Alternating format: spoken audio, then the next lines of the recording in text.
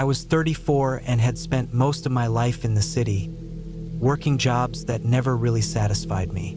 I'd always dreamed of stepping away from the endless noise, the traffic, the people, and the suffocating schedules. So, when I inherited a small plot of farmland from an uncle I barely knew in rural Iowa, I took it as a sign. The year was 2012, and I drove out there with nothing but a beaten-up truck, a backpack, and the bare essentials. My plan was simple. Spend the summer alone, live off the land a little, maybe fix up the old cabin, and finally breathe. The cabin itself was a weathered structure, probably built in the 1930s. Its wood was dark with age, warped and cracked in places, the paint long gone, leaving the gray-brown boards exposed to the sun and wind. The roof sagged in the middle, and the windows were thick with grime and dust. A rusted, crooked metal mailbox leaned on a post near the dirt driveway. I remember staring at it the first night I arrived, thinking about the years it had stood there, quietly watching everything that happened on this patch of land. The farm was about 50 acres, mostly overgrown fields and a few scattered trees. A small creek ran along one edge, barely more than a trickle, but it was enough to give the land a sense of life. I parked the truck next to the cabin and opened the door to a smell of damp wood, mildew, and old animal hair. My uncle had raised chickens and goats at some point, and the faint remnants of them still lingered. Dust motes floated in the thin sunlight coming through the grimy windows. I dropped my bag and walked around, taking in the silence. It wasn't the peaceful kind you find in books. It was heavy, almost pressing. Every creak of the floorboards felt loud. Every rustle outside sounded like a warning. The first couple of days were the usual settling in. I cleaned the cabin, cleared a patch of weeds near the porch, and started fixing the broken fence around the field. Nights were quiet but long. I learned to rely on the old kerosene lanterns and a small wood stove for warmth. There was no electricity except a long disconnected line that still dangled from the roof. On the second night, I realized how alive the darkness felt out there. It wasn't scary at first. It was just vast. But as I lay awake listening to the wind through the trees, the creak of the cabin, and distant animal noises, I started feeling like the land itself was watching me. A week in, I found the first odd thing. I was walking along the back of the property, checking the creek when I noticed the footprints. They were deep, wide, human, but they didn't match mine or any of the tracks I'd expect from the occasional deer or stray dog. They came from the edge of the woods, crossed the creek, and led straight to the cabin, stopping just short of the porch. I followed them around, checking for signs of someone camping or leaving anything behind, but there was nothing. By the time I went back inside, the sun had already dipped below the horizon, and the woods seemed darker than before. My heart was racing, but I shrugged it off, thinking maybe someone had wandered through the area earlier that day. That night, I barely slept. Every sound seemed amplified. The wind scraping the trees, branches snapping, the creek gurgling over rocks. Around 2 in the morning, I heard it. Not a voice, not a step, but the unmistakable sound of someone moving outside the cabin, near the porch. My first instinct was to grab the hunting rifle I'd brought along. I pressed my back against the wall near the window and watched. At first, I thought it was an animal, but then I saw it. A dark figure crouched low near the edge of the woods, just beyond the field. I couldn't make out details, just a vague shape, but it moved in short, careful bursts, almost like it was watching me as much as I was watching it. I froze, heart hammering, and the figure eventually disappeared into the shadows of the trees. The next day, I found signs that someone had been around the cabin more recently. A few boards on the porch were scratched, and one of the windows had been slightly cracked from the outside. It was subtle, almost unnoticeable unless you were looking closely.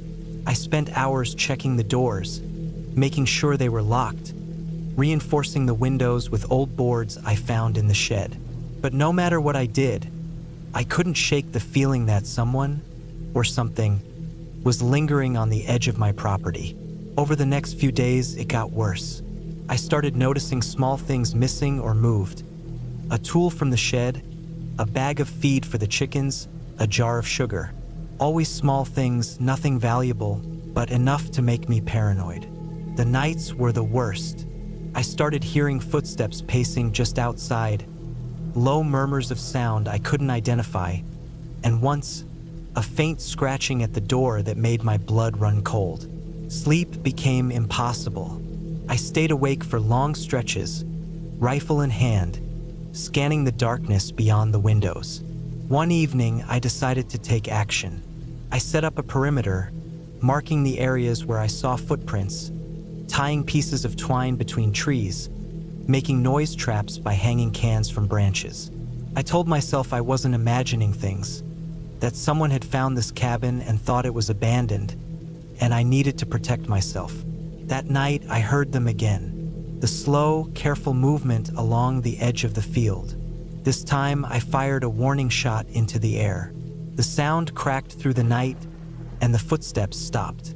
I waited, tense and listening, but no response came. Eventually, the silence returned, heavy and oppressive. By the third night, I realized I couldn't stay passive any longer. I had to confront whoever or whatever was intruding. At first light, I checked the perimeter.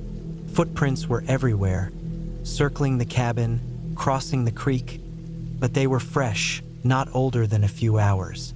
I followed them to the edge of the woods and noticed something that made my stomach twist. A small campsite, a fire pit long dead, a torn blanket, a few empty cans.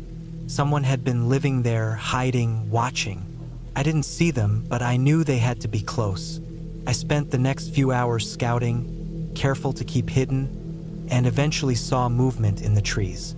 A man, ragged, thin, with wild eyes, emerged, clearly startled to see me. We were far enough apart that I couldn't be sure what he was thinking, but I raised my rifle slowly and made my presence known. He froze, then bolted deeper into the woods. I didn't chase. I just watched, heart hammering, until he disappeared. The adrenaline didn't fade for hours. I realized I couldn't ignore it anymore. I needed help. The next morning, I drove the old truck down the dirt road to the nearest small town, 20 miles away. I reported what I'd found to the local sheriff. He was skeptical at first but agreed to check the property. Later that week, deputies patrolled my land, found the makeshift campsite, and took notes. I stayed in town for a couple of days, sleeping in a motel, letting the law handle the situation. When I returned, the cabin felt different, less threatening. The intruder had been scared off and hadn't returned. I reinforced the doors, repaired the broken windows, and made sure I could see the edges of my land clearly at night. By the end of that summer, I learned a lot about solitude and danger. The cabin became more than a quiet retreat.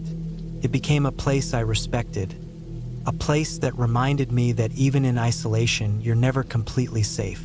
I never saw the man again, but I remained vigilant, patrolling my land, keeping watch, and understanding the balance of fear and preparation. That year, I returned to the city, but I never forgot that summer. The cabin, the fields, the shadows along the creek, they stayed with me, a vivid memory of how fragile peace can be and how important it is to stay alert when you're alone in a place where the world's rules seem to slow down and shift. The farm eventually became mine in full. Over the years, I repaired it, fenced it, planted crops, and even added a small dog for company. But that first summer taught me the most. Fear is real, silence can be loud, and the line between safety and danger is thinner than you think. And even now, I sometimes hear the wind whistle through the trees at night, and I remember the shape in the shadows, crouched, watching, waiting. I don't feel the panic I once did, but the memory keeps me cautious and grateful for every calm night that follows.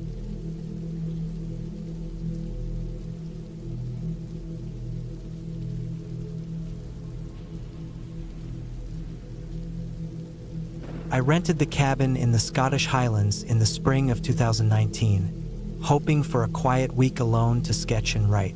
I'm not much of a traveler. At 28, my life had mostly revolved around a small apartment in Bristol, but the isolation of the Highlands promised a kind of solitude I could never find in the city.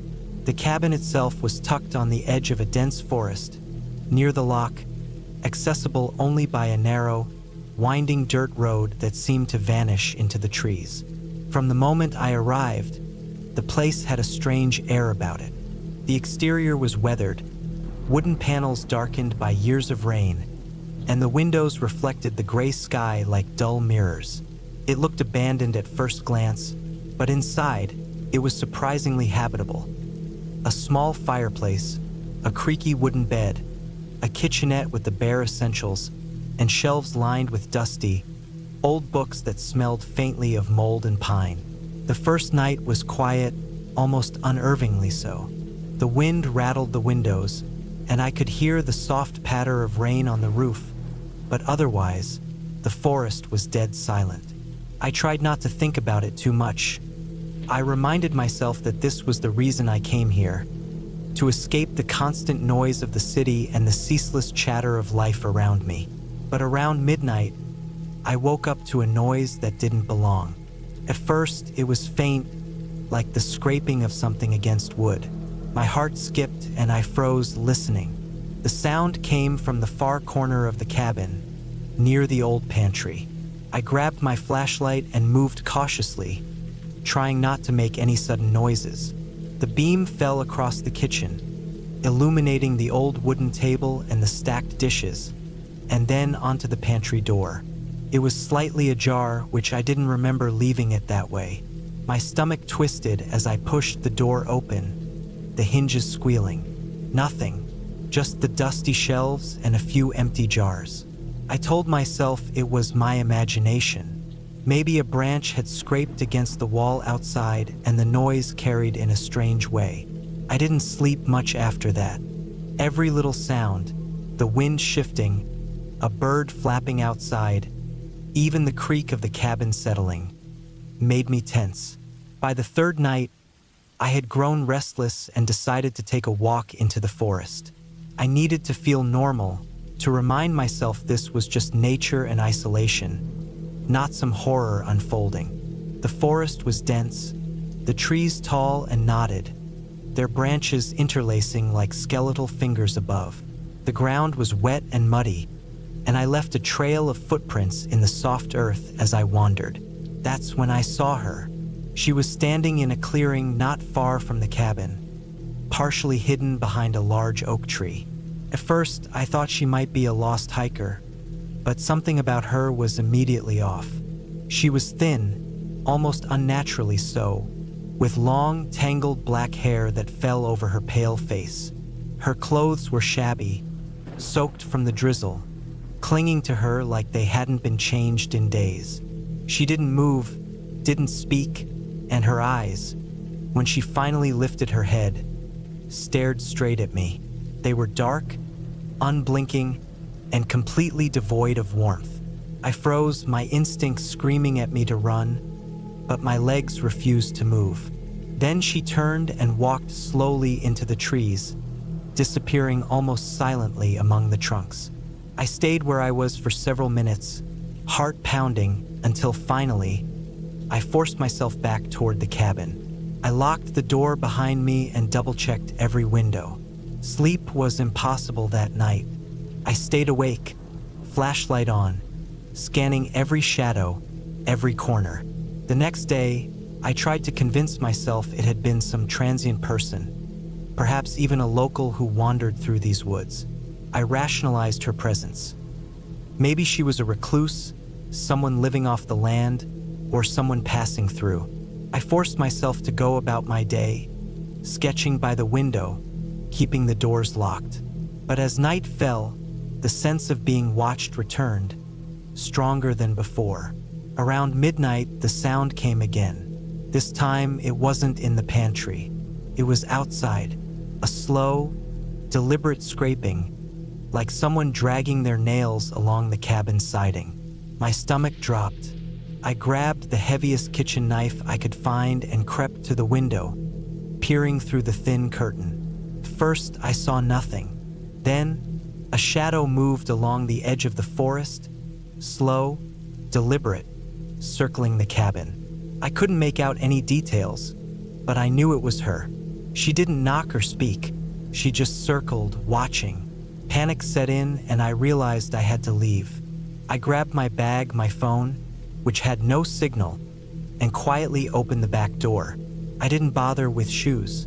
I ran through the rain-soaked grass, slipping, tripping over roots, only glancing back once to see her standing at the edge of the tree line, watching, as if she had anticipated my every move. I didn't stop until I reached the main dirt road, soaked, bleeding from scrapes on my hands and knees. By dawn, I found a small village a few miles down the road. I explained to a local pub owner what had happened. She listened carefully and then nodded. She said quietly, pouring tea into a chipped mug. You saw her then. Don't worry, lass. She doesn't mean harm. Lives out there on her own. Been here longer than anyone can remember. Just doesn't like strangers too close. Best not to go back. Her words did little to calm me. I stayed in the village for a few days, hesitant to return to the cabin. But I realized I couldn't just leave my car and belongings behind. One afternoon, I borrowed a local's truck and went back, cautiously, keeping a wide berth of the forest edge. The cabin stood there, quiet, unassuming in the light of day, as if nothing had happened. I packed my things quickly, keeping an eye on the tree line, and left immediately. The whole time, I felt the same presence I had felt in the nights before, a cold awareness that someone, or something, was watching, even if unseen. I never returned to that cabin. I don't know her name or anything about her life, but there's a lesson I carry with me. Some people choose solitude in ways that are unsettling to outsiders. Some corners of the world are occupied by those who are not hostile, yet their presence is enough to unsettle and intimidate. I realized that night, in the rain-soaked highlands, that fear doesn't always come from intent to harm. Sometimes, it's the mere fact of another's existence in a space where you feel you don't belong. Even now, when I sketch remote landscapes or write about isolation, I think of her. The memory doesn't haunt me in a supernatural way. It's a stark, raw reminder of human unpredictability. And while the fear I felt was real, the clarity afterward, that I had survived, observed, and respected the boundaries of someone else's life, gave me a strange, enduring sense of relief and understanding. That experience changed how I view solitude, wilderness, and human behavior.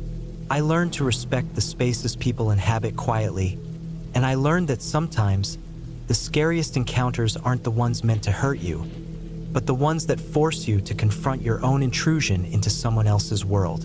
The cabin stands empty now, at least to me. The memory of her face, pale and watchful, the scraping sounds at night, the unblinking eyes in the forest, they remain vivid. But the story has a clear ending. I left, unharmed, wiser, and with a story that will stay with me for life.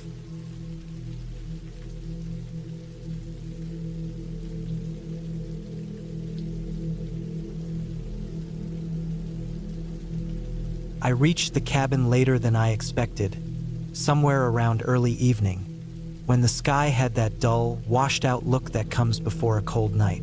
It was in the northern edge of Alberta, down a narrow dirt road that looked like it had been forgotten for years.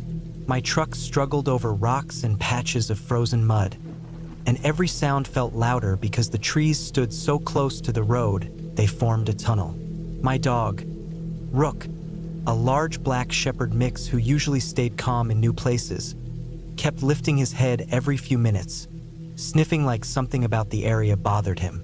I tried not to think too much about it as I parked beside the cabin. The cabin itself looked older than the photos. The wood was dark from years of sun and rain, and a thin metal chimney rose from the roof like a rusted needle. When I stepped out of the truck, the air hit me with that deep forest smell. Wet soil, pine, old leaves that had been crushed into the ground over years. Rook jumped out behind me, landing with a soft thump, and he stayed close to my leg as I unlocked the door. Inside, the cabin was small but livable. One single room with a bed in the corner, a wood stove, a small counter with a camping-style gas burner, and a stack of firewood against the wall. There was only one window, covered by a thick curtain that looked handmade, maybe by whoever owned the place before. The floor creaked under my boots with every step, not in a dangerous way, but in a way that made me feel like every movement would echo into the forest. My plan was simple: stay 3 nights, write in peace, rest and hike during the day. Nothing intense, no drama, just quiet. But Rook kept pacing. He sniffed the door, sniffed the window, then circled around the room like he was mapping it out. I tried to settle in. I made a small fire in the stove and unpacked my things. But even as the warmth spread through the room, the forest outside felt heavier by the minute. Around 9, I stepped outside to get more wood from the small shed about 20 feet from the cabin. I had a headlamp on, the kind with a wide beam, but even that felt like it barely touched the darkness. The forest around the cabin felt too quiet, like everything was holding its breath. No wind, no rustli, just deep cold air and the crunch of my boots. Rook followed me, but he kept glancing toward the tree line. Not staring, glancing, like something kept catching his attention but disappearing before he could lock onto it. I tried to ignore it. Dogs notice everything. Inside again, with the wood stacked, I locked the door and tried to relax. But the quiet felt wrong. At home, quiet meant comfort. Here, quiet meant waiting.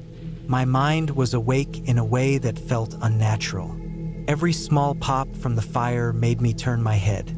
I lay on the bed with Rook at my feet. He stayed tense, paws stretched forward, head lifted. I could feel the heat of the stove and the scratchy fabric of the old blanket beneath me, but I couldn't stop listening. At some point, maybe close to midnight, I heard something outside.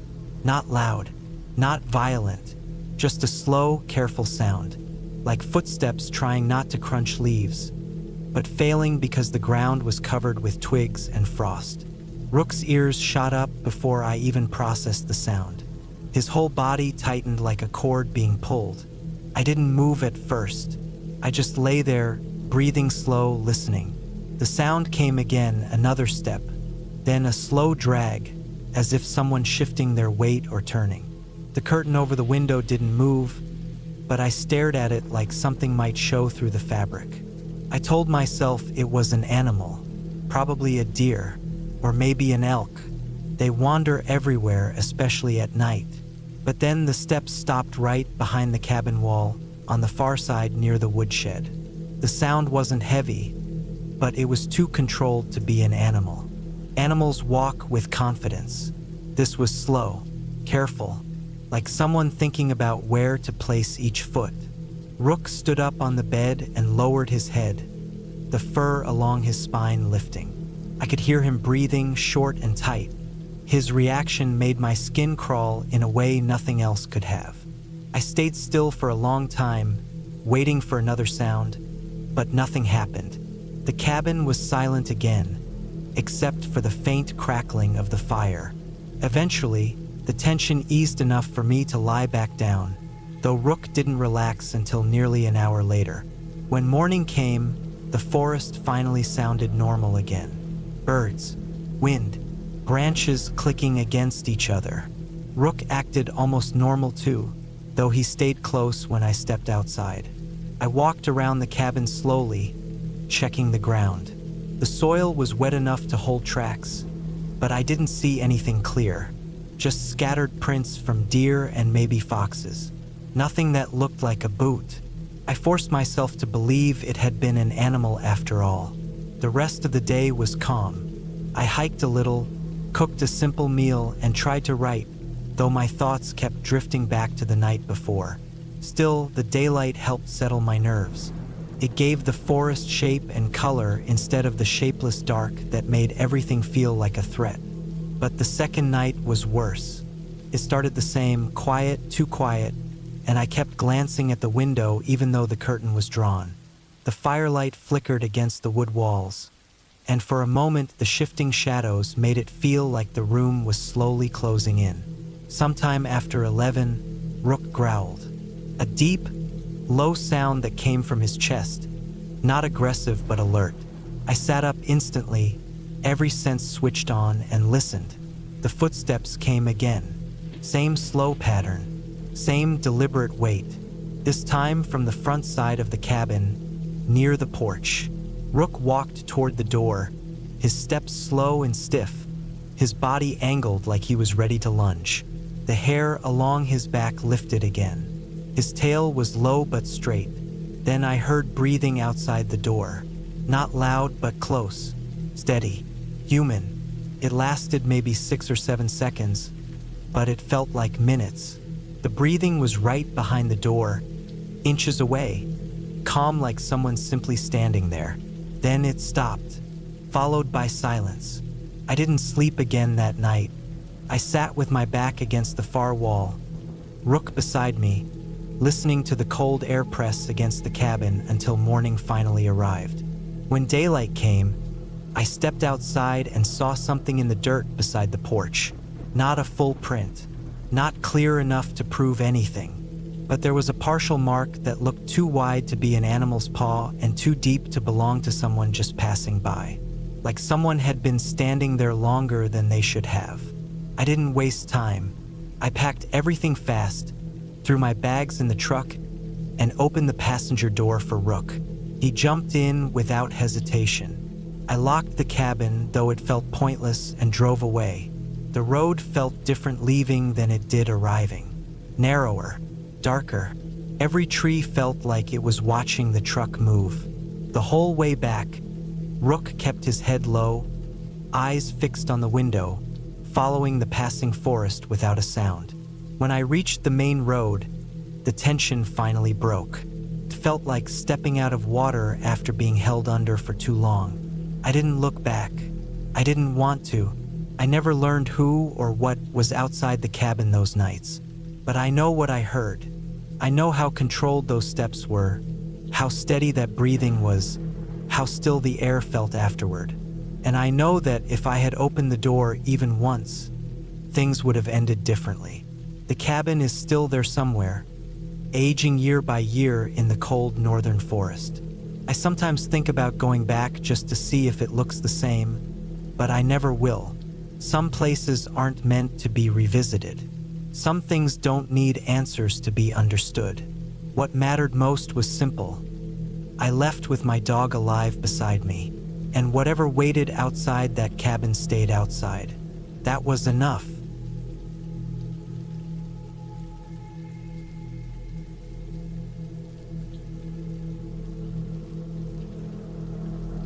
I never planned to walk into that forgotten part of the countryside that night, and if I had even the smallest idea of how things would turn out, I would have turned around the moment I saw the old rusted sign leaning sideways in the weeds.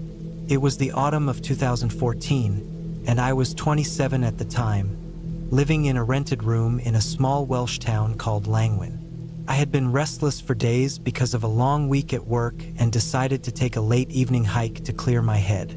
There was nothing special about the plan.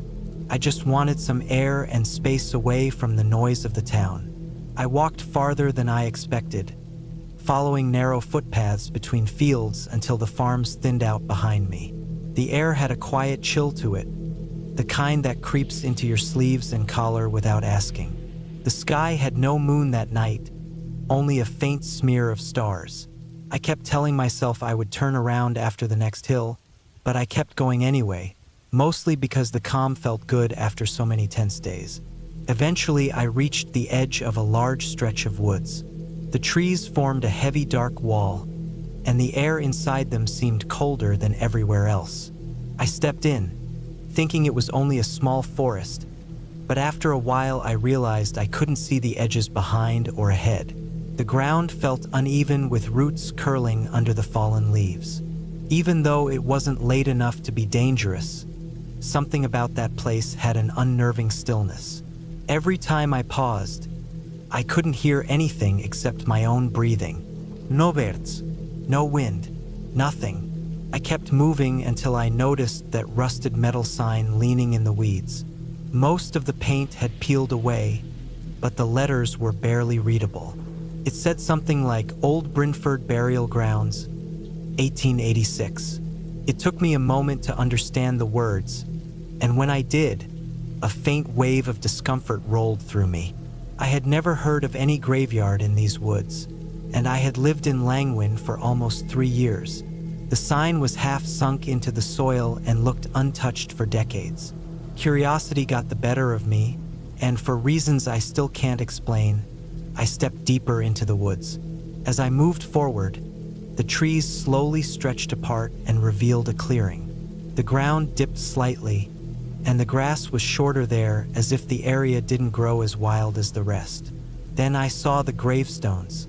They weren't upright like the ones in modern cemeteries. Most of them leaned at strange angles, half buried or collapsed.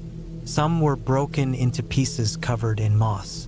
A few looked as if they had fallen recently, even though everything around them screamed age and neglect. The earth around the stones didn't look dug up or disturbed, which made the place feel even more forgotten. In the far corner of the graveyard, almost hidden behind a cluster of overgrown bushes, there was a small cabin. Its wooden walls were dark with rot, and pieces of the roof had caved in. A broken gutter hung from the side like a loose bone. I had never seen anything like it before. The structure seemed too close to the graves, almost touching the nearest headstone. It didn't look like a caretaker's cabin either, not with how cramped and crooked it stood. My first instinct was to walk away, but the quiet of the woods made it hard to pull back. I felt like I had entered a place no one had stepped into for years, maybe even decades. I approached the cabin slowly, trying not to snap any branches under my feet. Even the air felt thicker the closer I got. There was a faint smell coming from it, old damp wood, mold, and something metallic underneath. The door had fallen forward, so I had to crouch to get inside.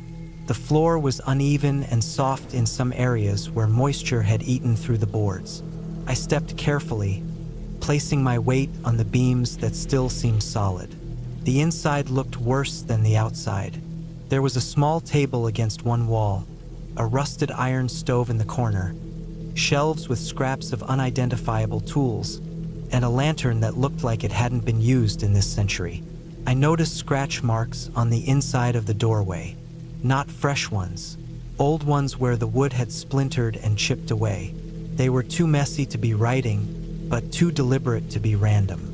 There were more marks around the small window frame. The glass was gone, but the frame held thin strands of something like old rope fibers. I felt uneasy, but I kept looking around. There was a narrow trapdoor near the back wall, almost hidden under a torn blanket.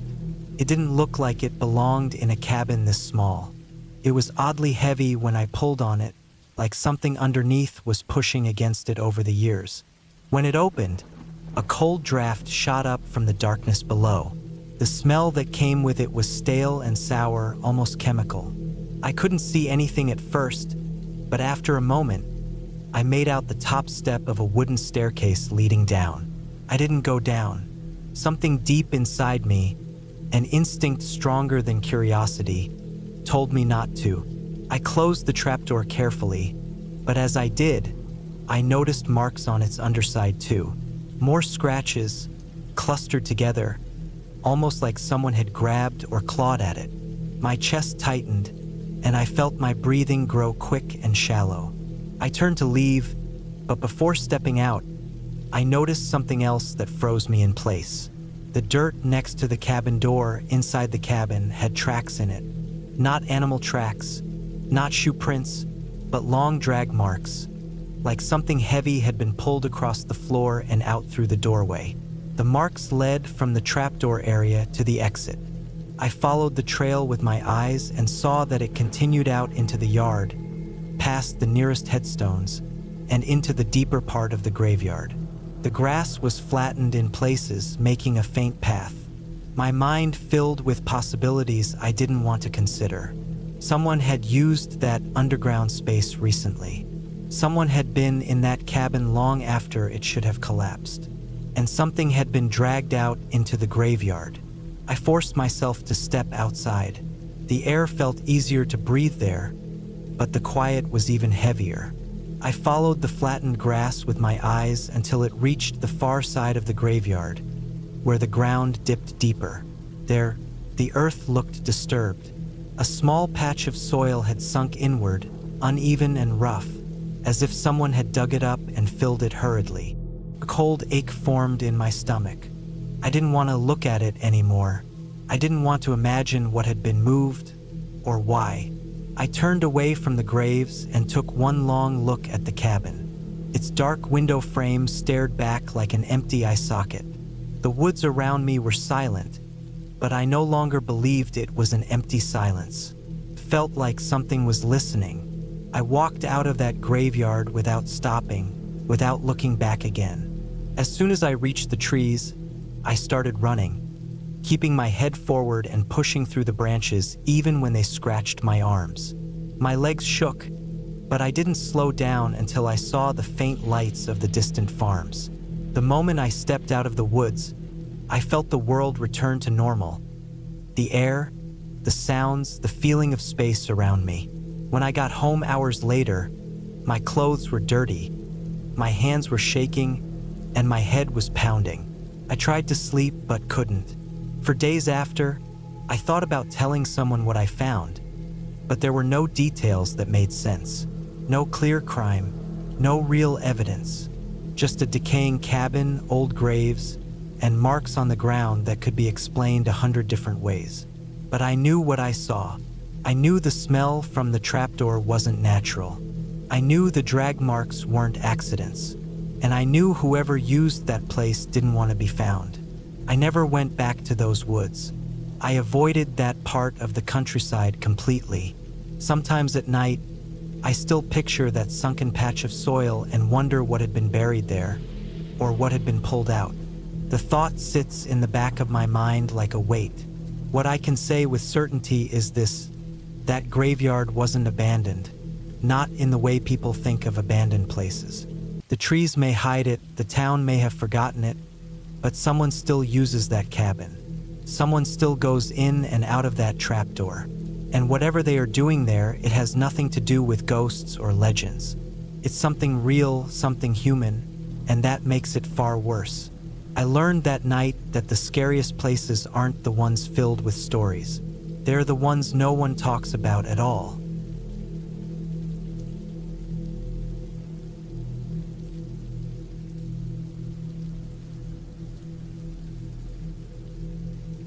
I drove north out of Cedar Hollow early in the morning, long before the sun reached over the low winter hills. It was November of 2019, and the cold was the kind that settled inside your clothes and stayed there. I was 39 at the time, tired from weeks of small problems that piled up on top of each other, and I wanted a break somewhere quiet where I could clear my head. A coworker had once mentioned an old Forest Service cabin near the Montana border that could be rented for cheap if you didn't mind rough conditions. The place didn't show up on any public websites, and the forest road to it was unmarked. That was exactly what I wanted. The drive stretched long, with tall pines and spruce trees closing tighter around the road the deeper I went. The pavement turned to gravel after an hour. Then the gravel turned to a thin path of frozen dirt.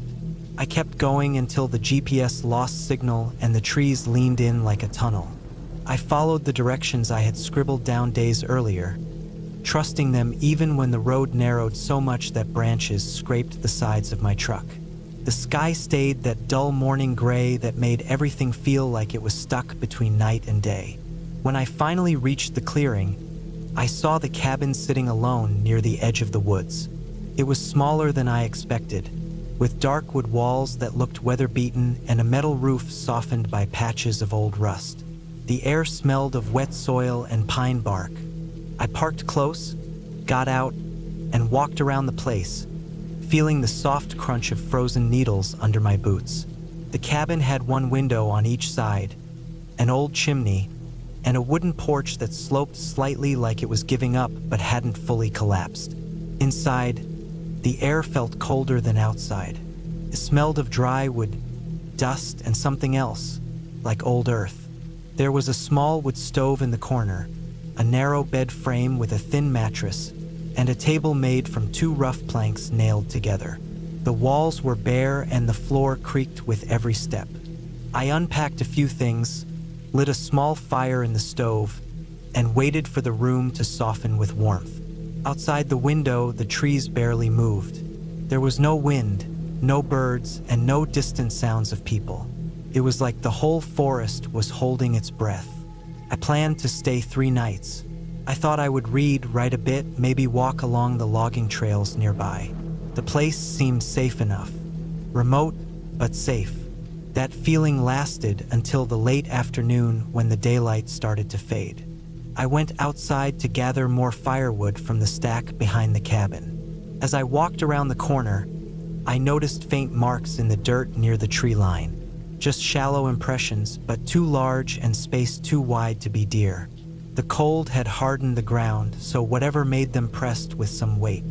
I crouched down, touched one of the prints, and felt the cold settle deeper in my chest. Maybe it was a hunter's dog, I thought. A big one. That made sense. I pushed the thought away and kept collecting firewood. As daylight thinned, the temperature dropped quickly. The trees darkened, becoming long silhouettes around the clearing. I stayed inside with the fire burning steady. I thought the silence would be comforting, but after a few hours it felt heavier. I could hear every small sound inside the cabin, the crack of wood swelling with heat, the slight shift of the old boards, the faint hum of the stovepipe cooling after each burst of flame. Around 9 at night, I heard faint steps outside. Slow, careful, the sound of weight being placed on leaves and frozen needles. I froze in place, listening. There were no other cabins nearby. No reason for anyone to be out here at this hour. I moved closer to the window, but it was too dark to see anything except the outline of the trees. The steps stopped just when I reached the window. My heartbeat felt loud in the quiet room. I waited a long time before stepping back. I didn't hear anything else until after midnight. By then the fire was low, and only a dim glow lit the room. I was half asleep on the bed when a hard thump hit the side of the cabin. Just one impact, deep and heavy, like someone leaned their whole weight into the wall. My eyes opened instantly. I held still, listening to the blood rushing in my ears. Then another thump came from the rear wall. Not as strong, but close. Very close. I thought it might be an animal at first. Maybe a bear attracted to the smell of the wood stove. But the thumps were deliberate, spaced apart like someone circling the cabin, pressing against different walls. I sat up slowly, every part of me tight with cold fear. There was no growling or breathing sounds, just the slow movement of weight shifting around the cabin perimeter. When it finally stopped, I didn't sleep for hours. I kept my eyes on the window, waiting for the sky to lighten even slightly.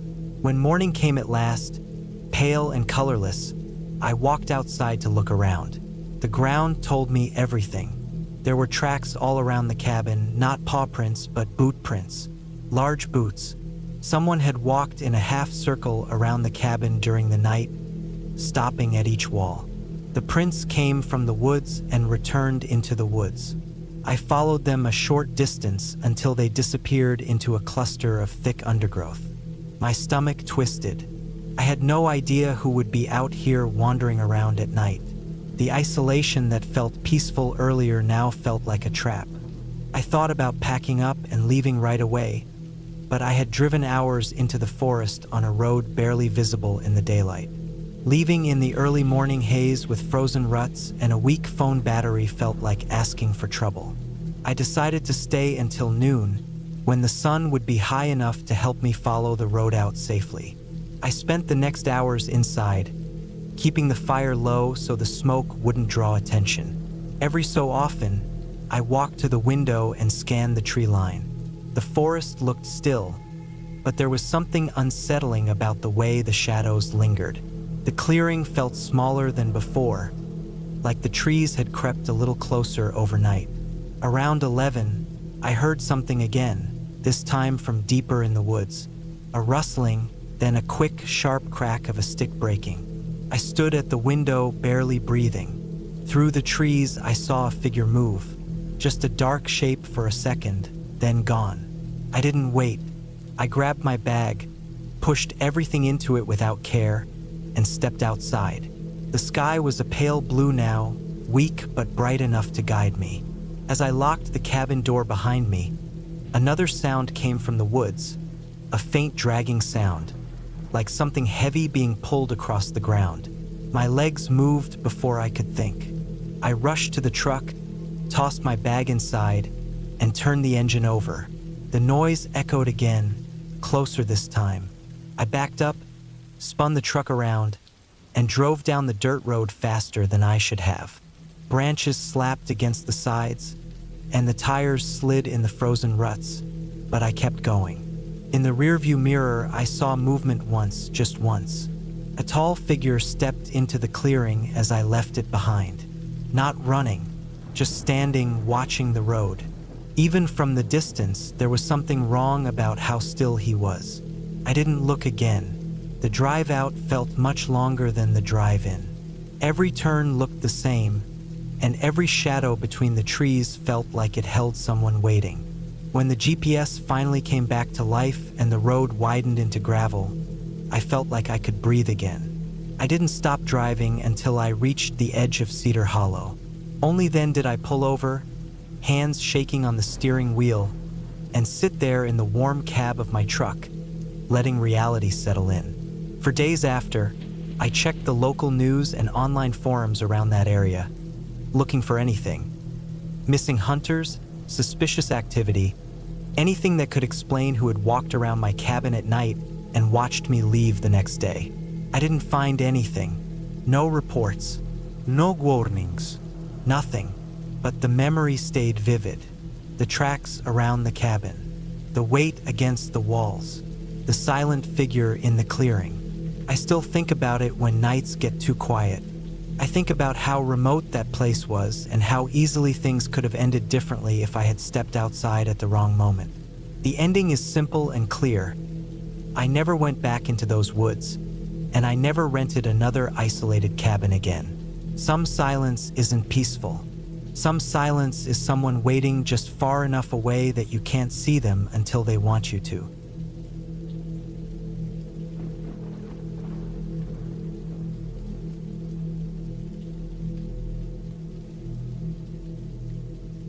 I had just turned 32 when I was assigned to spend a week alone at a small park ranger's cabin in the highlands of Montana. It was March of 1998, the tail end of winter, when the snow still lingered in thick layers on the edges of the dense pine forests. I had spent years patrolling busier areas, dealing with tourists, campers, and the occasional lost hiker, but this assignment was different. The cabin was deep in the North Fork Valley, isolated from roads, with only a narrow dirt trail leading to it. No cell service, no visitors for miles. Just the forest, the wind, and the occasional cry of a distant animal. I was looking forward to the solitude, but what I encountered there was far from peaceful. The cabin itself was small, no bigger than a two-room shack, with a wood stove in the corner, a sturdy wooden table, a couple of chairs, and shelves stocked with basic survival supplies. Outside, the snow was thick, knee-deep in most places, and a creek ran along the edge of the property, partially frozen over. I spent my first day checking the perimeter, noting fallen trees, animal tracks, and the frozen creek. I made sure the stove worked, stacked firewood, and filled the water buckets from the creek after filtering it. By evening, I had a small fire going and the cabin smelled of pine smoke and old wood. Night fell quickly in those mountains.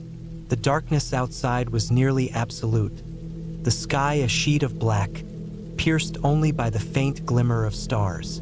The wind whipped through the trees, making the pines creak and groan as if the forest itself were alive. I slept lightly, waking several times to the sound of branches snapping outside. In a place this remote, every noise was amplified. The second day, I decided to explore a bit beyond the cabin, following animal tracks and checking for signs of damage from the winter storms. It was mid-afternoon when I noticed something strange. A set of footprints, larger than a human's, pressed deep into the snow. They weren't fresh, perhaps a day or two old, but they led from the creek toward the trees and then stopped abruptly. There was no pattern to them, no continuation beyond a certain point, as if whoever or whatever made them had vanished into thin air. I took photographs for the ranger station records, my stomach twisting slightly at the thought of what could have made them.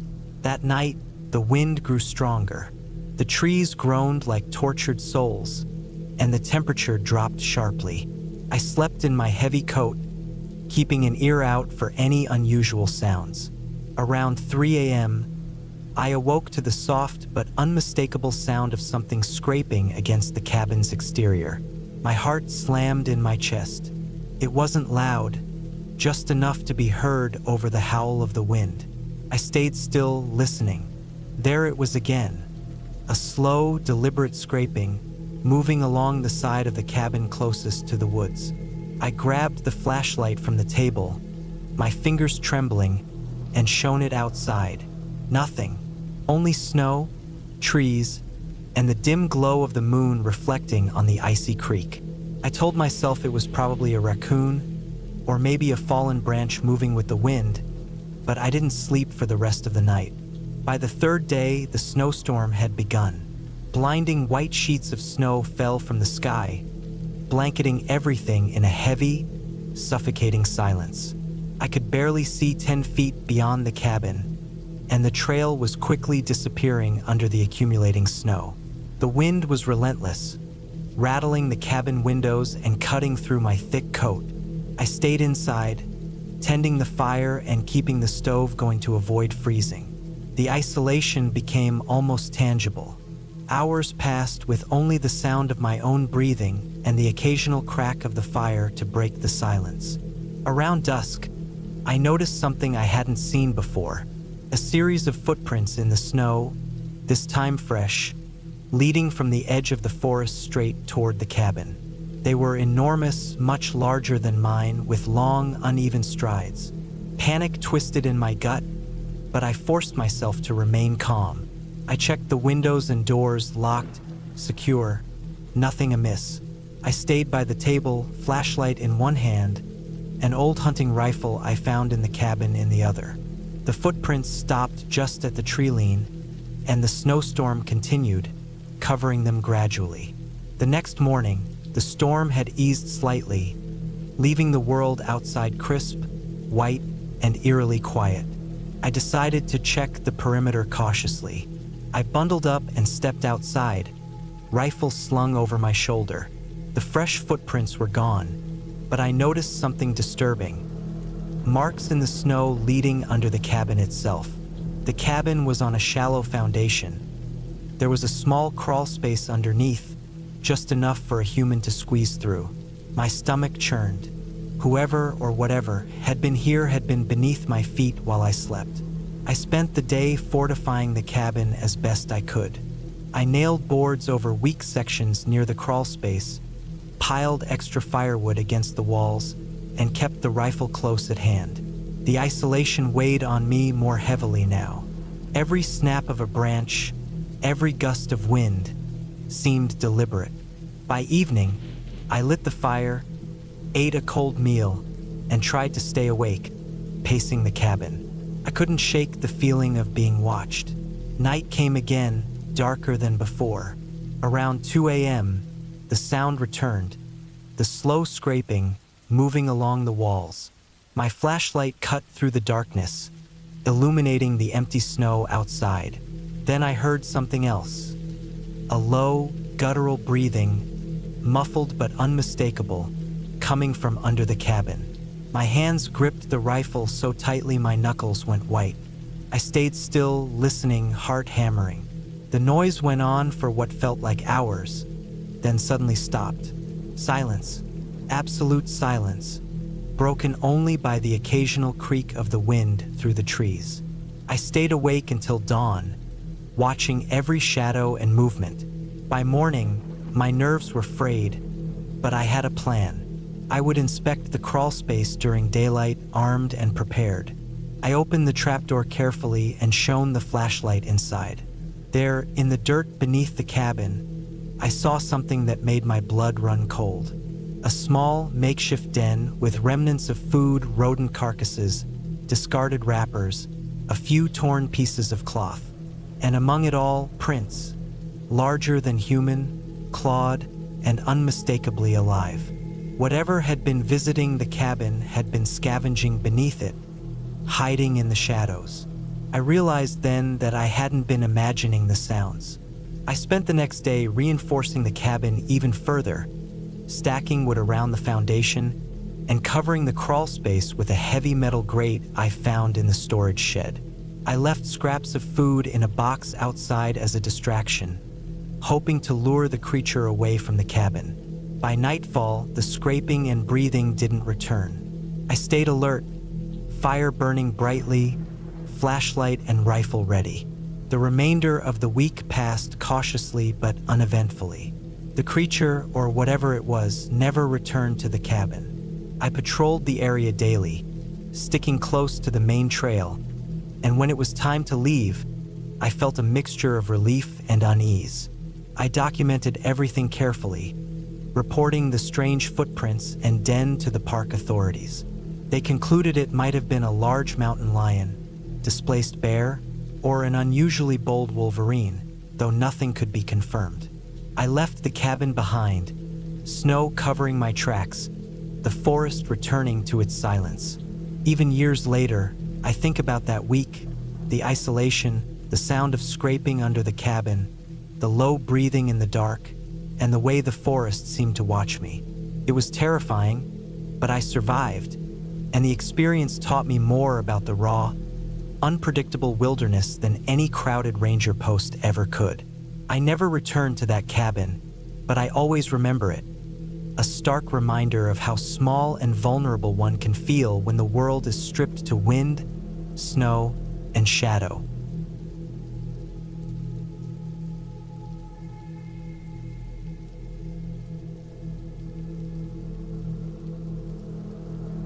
I was 56 years old in the fall of 2014 when I decided to spend a week alone in a small cabin deep in the northern countryside of Wyoming. I had worked most of my life cutting wood, fixing fences, hauling logs, doing the kind of jobs where your hands stay rough all year. I liked quiet places and wide empty land, and I had grown tired of the noise of town. I wanted a week with nothing but cold air, tall pines, and the smell of dry dirt roads. I rented a backcountry cabin from a man who owned land near the foothills. It was the kind of place that didn't show up on maps. You had to drive through twisting roads with cracked pavement, then down a dirt path with weeds taller than the tires. The man had told me the cabin was old but solid.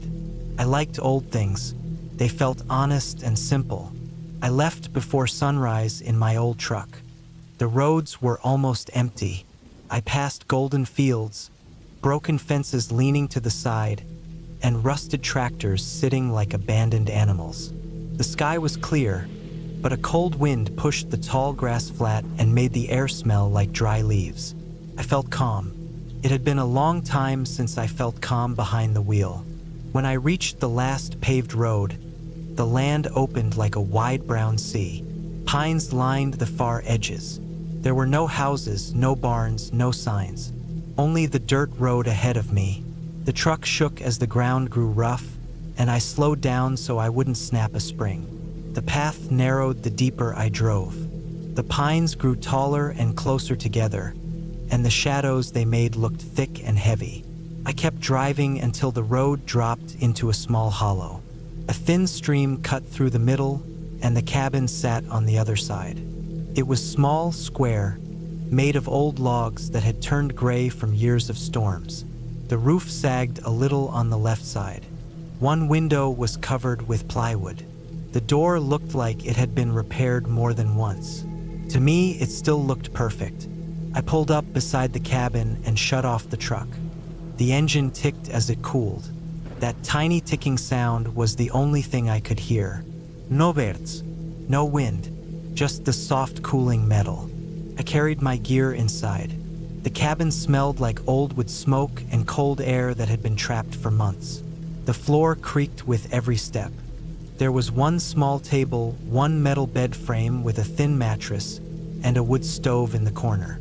No electricity, no running water except a pump outside. I liked that.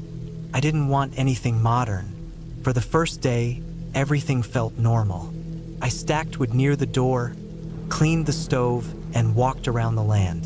The ground was soft from rain the week before.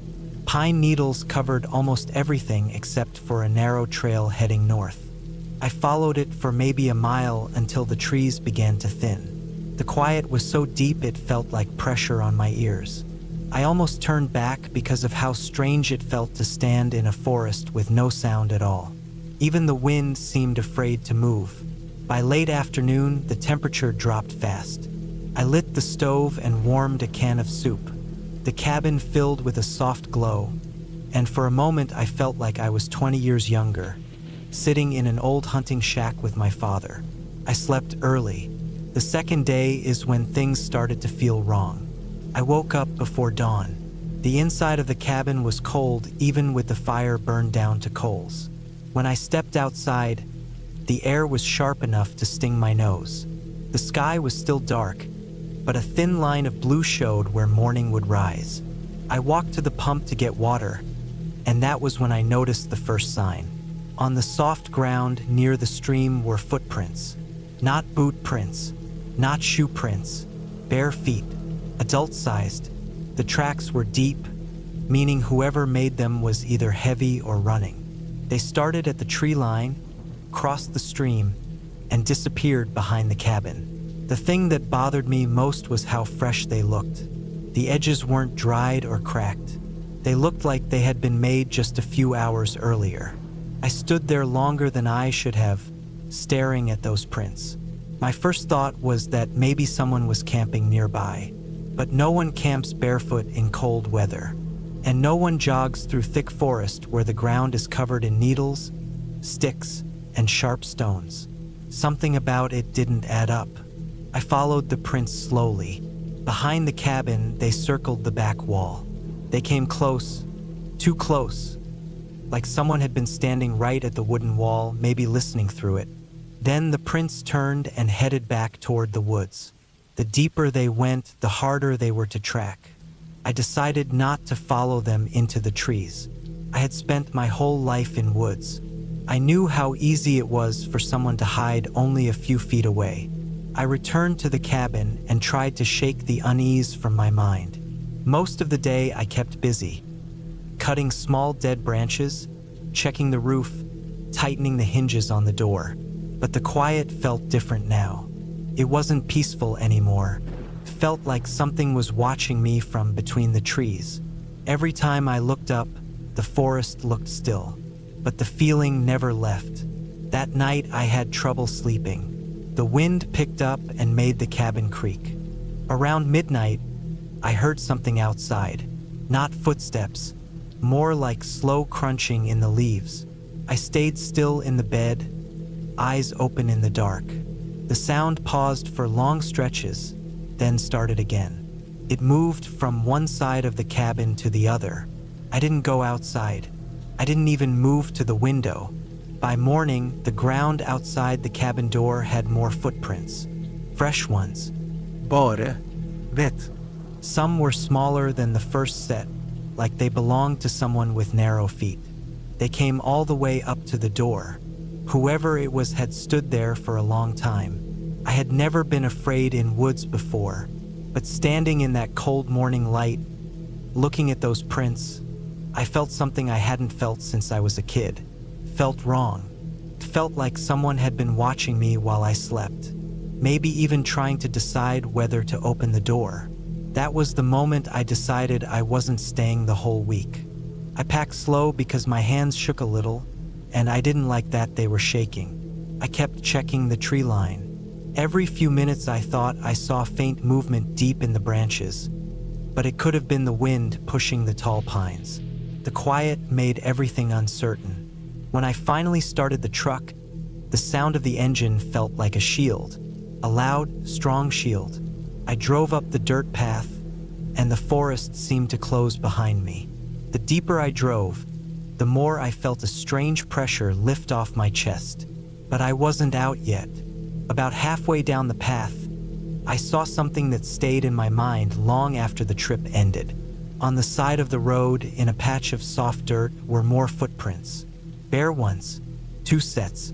One large, one small. They were pressed deep into the mud, like the people had been standing there watching the road. They faced the direction of the cabin, like they had been waiting for me to return, or waiting for me to leave. I didn't stop. I didn't even slow down. I kept driving until the dirt road opened into wide fields and the forest was far behind me. Only then did I breathe normally. I turned onto the paved road, and the land felt open and safe again. When I reached town, I didn't tell anyone what I saw.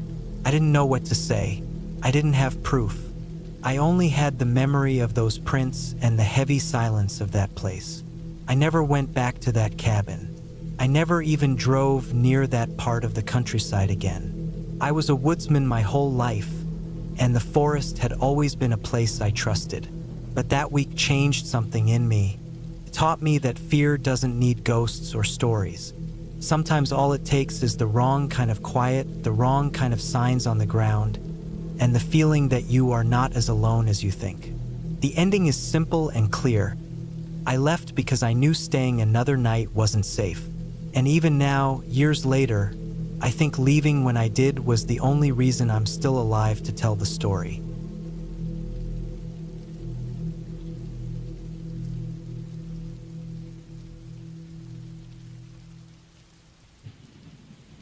It was the spring of 1998, and I had finally managed to take a week off from my job in Chicago.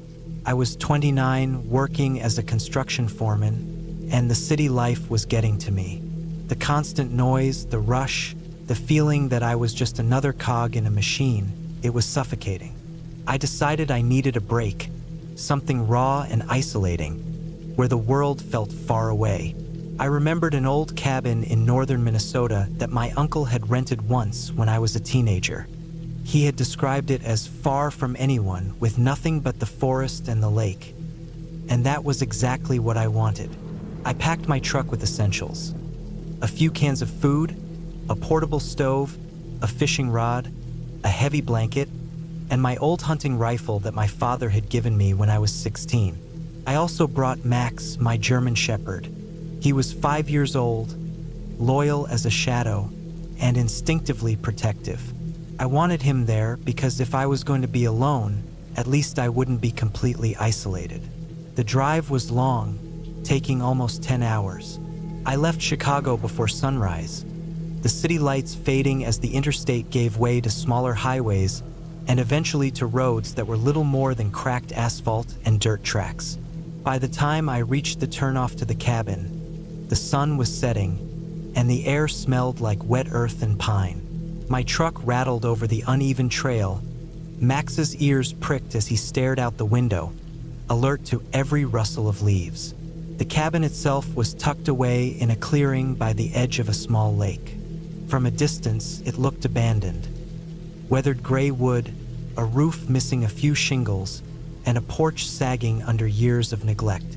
But as I approached, I realized it was sturdier than it seemed. The door creaked as I pushed it open, the smell of old wood and damp earth hitting me. Inside, it was sparse. A small kitchenette, a rusty wood stove, and a loft with a thin mattress. The floorboards groaned under my weight, but the place felt solid, real, far from the fake quiet of city parks or weekend retreats. I spent the first night making a fire, cooking some canned beans, and letting Max explore the perimeter. The forest was dense, the trees towering and close enough that even from the cabin, I could barely see beyond a few dozen feet. I could hear the lake lapping against the shore, the wind in the branches, and something else. Something that didn't belong. But I told myself it was just animals, maybe a deer, maybe raccoons. Max didn't seem worried, just alert. I went to sleep exhausted. The rifle leaned against the wall beside me, and the warmth of the fire fading to embers. The next day, I decided to explore a little further into the forest. I followed an old logging trail that snaked through thick pines and birches. The sunlight filtered through the canopy in shafts, lighting up patches of ferns and moss. The quiet was almost oppressive. Every sound seemed amplified. The snapping of a twig underfoot, a bird's cry, Max's nails on the trail. I found signs of recent activity. Footprints that were too large to be a deer, crushed branches, a makeshift fire pit. Someone had been here not long ago. I noted the direction and returned to the cabin before nightfall, feeling a tension that wasn't there in the morning. Night fell fast, darker than I expected. The moon was hidden behind clouds, and the forest seemed to close in around the cabin. Max was restless, pacing, ears flicking at every noise. Around midnight, I heard it. A series of deliberate knocks on the cabin wall. Sharp, solid, and too rhythmic to be a branch or animal. My heart raced and I gripped my rifle. The knocking stopped. Minutes passed. I thought maybe I had imagined it. Then again, a window rattled faintly. I didn't sleep much after that. Every creak of the cabin, every distant crack in the trees, set me on edge. I kept checking the locks on the door and peering into the darkness, trying to convince myself it was just someone lost or passing through. But the feeling in my gut told me it wasn't random. Something was out there and it was aware of me. The following day, I tried to stay busy. I chopped wood for the stove, fished at the lake, and patrolled the perimeter with Max. Around noon, I noticed tire tracks leading from the nearest dirt road toward the cabin. They were fresh. Someone had driven up here recently. My pulse quickened. I didn't know whether to feel relief or fear. Relief because it wasn't some supernatural force, just people. Fear because people could be unpredictable and dangerous, especially in a place this remote. By evening, the forest seemed to tighten. Shadows stretched longer, and every sound seemed amplified. Max growled low in his throat, hackles raised. I stayed near the door, the rifle ready, every muscle tense. That's when I saw movement. A figure at the edge of the clearing, partially hidden behind a tree. I couldn't make out details, just the outline of a person standing still, watching. I held my breath, and so did Max, growling softly. After what felt like an eternity, the figure moved back into the trees. I spent that night in a state of near panic, checking locks, peering out windows, trying to convince myself it was someone hunting or passing by. But the knocking came again, quieter this time at irregular intervals, almost teasing. At one point, I swore I heard someone whispering, but Max barked once, hard, and it stopped. I realized then that the cabin, the forest, and the lake were my entire world, and whoever or whatever was out there had already noticed that. The next morning, I decided I wasn't going to wait passively. I loaded Max into the truck and drove to the nearest town, about 30 miles away. I bought supplies, filled the truck with gas, and explained the situation to a local sheriff. He took me seriously, nodded at the signs I described, and agreed to check the area. It was the longest, most anxious drive back to the cabin I'd ever had. Scanning the tree line constantly, Max alert and tense beside me. When we returned, the sheriff and his deputy scouted the area. They found signs that someone had been living rough in the forest. A makeshift tent, food scraps, and empty bottles. Nothing illegal or dangerous beyond that, but it confirmed my suspicion. The person had watched the cabin, perhaps trying to determine if it was occupied. maybe hoping to get inside. The sheriff suggested I stay with them in town until the person was caught, at least until they found the rough camper, and I agreed without hesitation. I left the cabin that day, Max whining softly in the back as the forest receded behind us. I didn't feel like I had lost the cabin. I felt like I had survived something. The quiet, the isolation, the sense of being truly alone in the world. It wasn't supernatural, but it was terrifying. I returned to Chicago a few days later, and though life felt suffocating again, I had a sense of relief, a sense of survival that I had never experienced before. Years later, I learned the person was caught a few miles away, living off the land and avoiding towns. They weren't dangerous in a violent sense, but the experience taught me something important.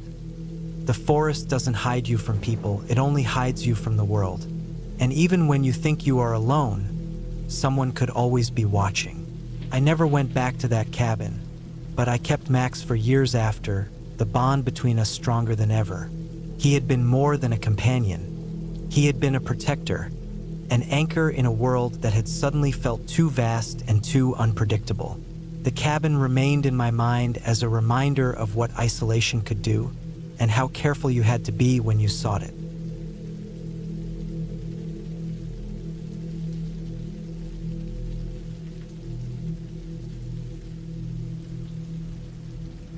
I've never been much for silence. After 32 years on the force, the kind of quiet you find in the woods was almost unbearable.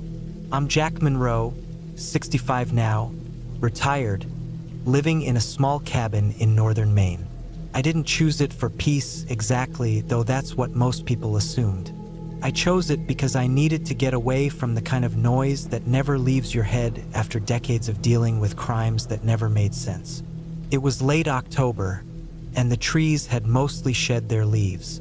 The wind made them clatter against one another like old bones. My cabin sat on the edge of a small clearing, surrounded by dense forest. The cabin was modest: 2 rooms, a tiny kitchen, a wood-burning stove, and a loft that I rarely used. I liked the smell of the wood smoke, the snap of logs burning in the stove, and the quiet creak of the floorboards when I walked across the cabin. I'd been here for about 3 years, long enough to know every groan of the timber and every patch of uneven ground around the clearing. I'd retired 2 years ago officially, but old habits die hard. I kept a pistol in a safe under the floorboards, even though I rarely left the cabin. I had a hunting rifle by the door too, just in case. I didn't like surprises anymore. Not the kind I couldn't control. My dog, a big mutt named Rust, was my only companion. He was getting old too, gray around the snout, but his instincts were still sharp. Started with a small thing. One night, I was sitting by the stove, reading the newspaper I'd brought up from town that afternoon, when Rust stiffened. His ears perked, his body tense. I froze too. That sound was faint at first, like a branch snapping in the distance, but then I realized it was closer. Too close. I've been on stakeouts in my life, hiding in the shadows, tracking people who thought they could disappear. I knew the sound of someone moving in the dark. I stood, leaving my chair to get a better view out the window. It was pitch black outside, the forest a wall of shadows, but something about the way the snow crunched under bare branches made my stomach tighten. Whoever it was wasn't making a lot of noise, just small, careful steps. They were moving like they knew exactly what they were doing. I grabbed my flashlight and slipped on my boots, making sure Rust stayed close. My heart was beating harder than it had in years. It's a weird thing about old cops. You think retirement will make you soft, but the body remembers fear like a muscle. I opened the door slowly, letting the wind hit me. Cold air bit at my face, but I couldn't stop. The snow was shallow, but there were footprints. One set, large boots, moving toward the edge of the clearing. I followed them, staying just inside the tree line, my flashlight sweeping the dark. The footprints were fresh, not even an hour old. Whoever it was had circled the cabin once and vanished behind the pines. I didn't call the police. There's a part of being retired that makes you do things yourself. You don't want anyone else to mess up what you can handle. The next morning, I found signs of more than just footprints. The door to the shed was open, though I was sure I had locked it. My hunting gear was scattered, nothing stolen, but someone had been in my space. Rust was growling low, his hackles up, and I felt the familiar knot of anger and fear tighten in my chest. I set traps around the perimeter, not the kind that hurt, just noise traps.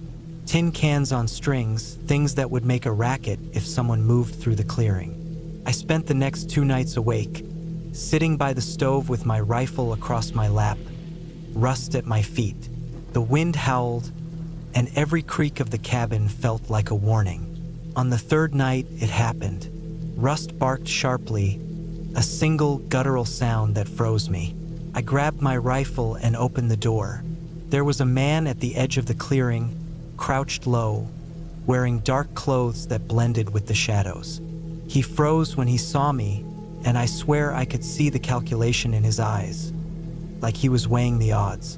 I shouted, though the wind carried my words poorly, and fired a warning shot into the air. The snow around him exploded in tiny ice shards. He bolted, faster than I expected, breaking through the tree line and disappearing into the forest. I didn't chase. I didn't need to. I had what I needed: confirmation. Someone had been casing my cabin, testing me. That alone was enough.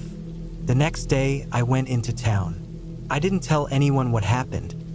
I just bought security cameras, motion sensors, and extra locks. I installed them all myself, taking care to hide wires and place cameras where someone wouldn't expect. The whole process made me feel like the old cop again, the one who would make a crime scene his own, anticipate the criminal before they even thought to move. Weeks went by.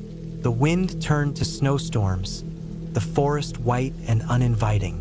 Rust and I stayed mostly inside, only going out when absolutely necessary. The sound of my own heartbeat became normal again, the kind of background noise you don't notice. And then, finally, it stopped. The footprints ceased. The traps stayed untouched. The forest held only its usual sounds. Whoever had been out there had moved on. I spent that winter working on the cabin, reinforcing windows, repairing the roof, stacking more firewood. The silence returned, not oppressive this time, but comforting. Rust lay by the stove, snoring softly, and I could feel the tension leaving my shoulders. I realized something crucial. The fear I felt wasn't just from someone outside. It was the reminder that even after retiring, life didn't just hand you peace. You had to earn it even in the middle of nowhere. By the time spring came, the snow had melted, leaving the forest a messy green and brown.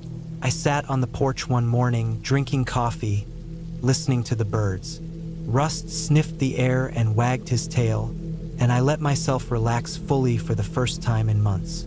I knew I'd always carry that vigilance with me, but I also knew the forest was safe, for now.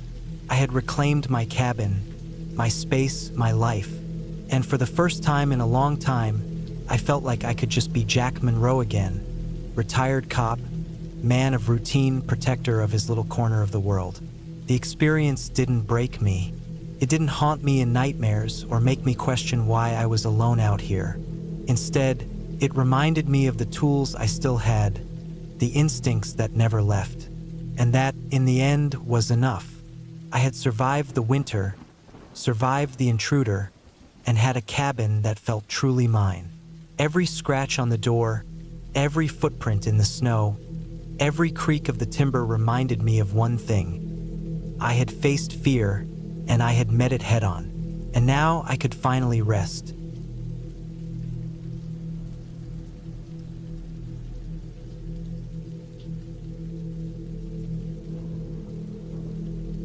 It was late October 2008 when I drove up into the Allegheny Mountains of Pennsylvania. I had been planning the trip for months, wanting to escape the chaos of my life in Pittsburgh and spend a week in solitude at a small hunting cabin I had rented through a local outfitter.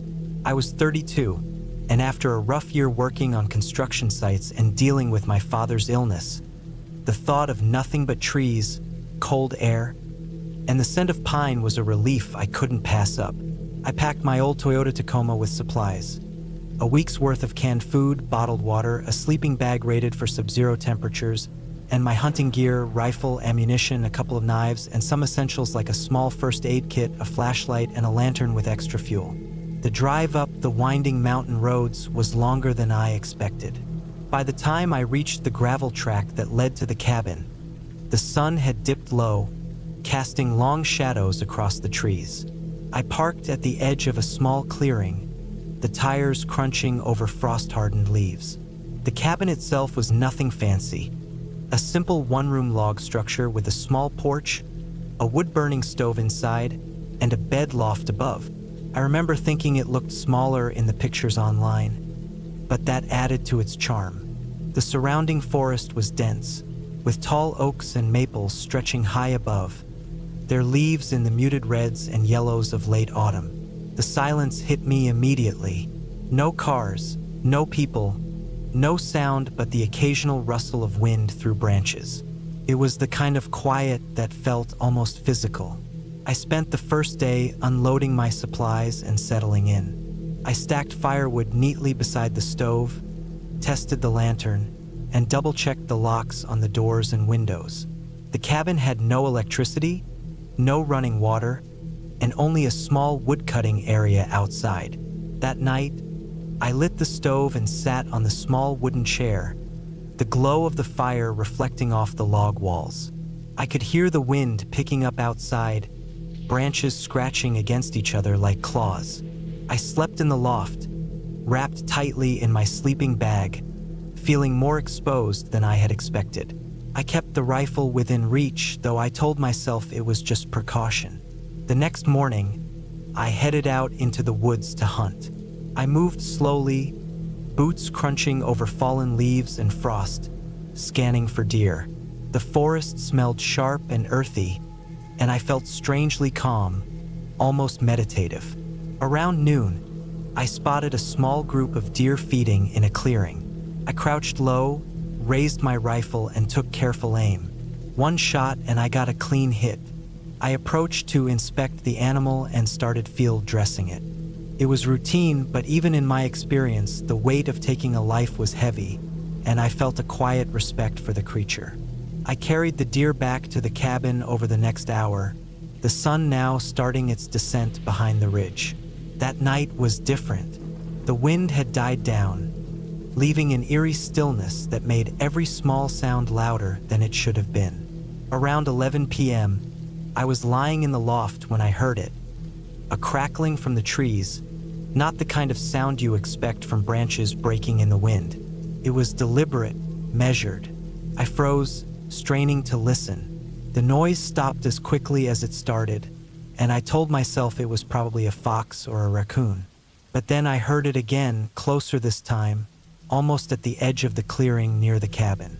I grabbed my flashlight and climbed down carefully, trying not to make a sound.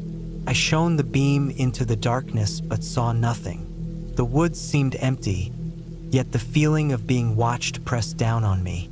My heart was hammering, and I stayed awake the rest of the night, the rifle across my lap.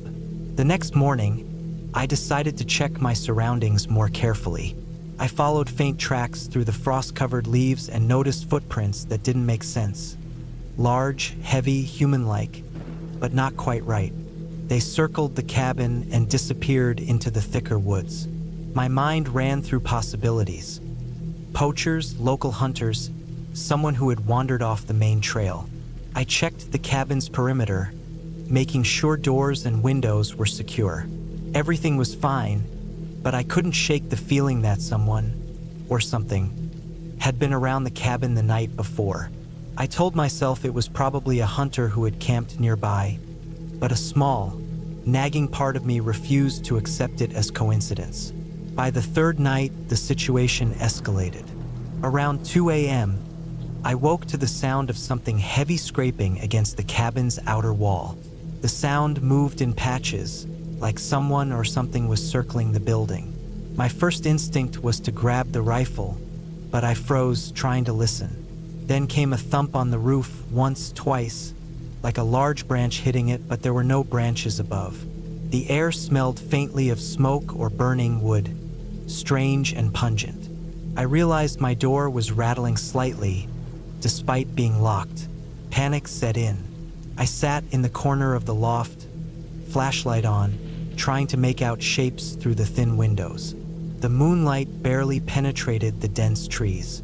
I could see nothing, but the feeling of eyes staring at me was suffocating. At dawn, I left the cabin cautiously, moving toward the main road.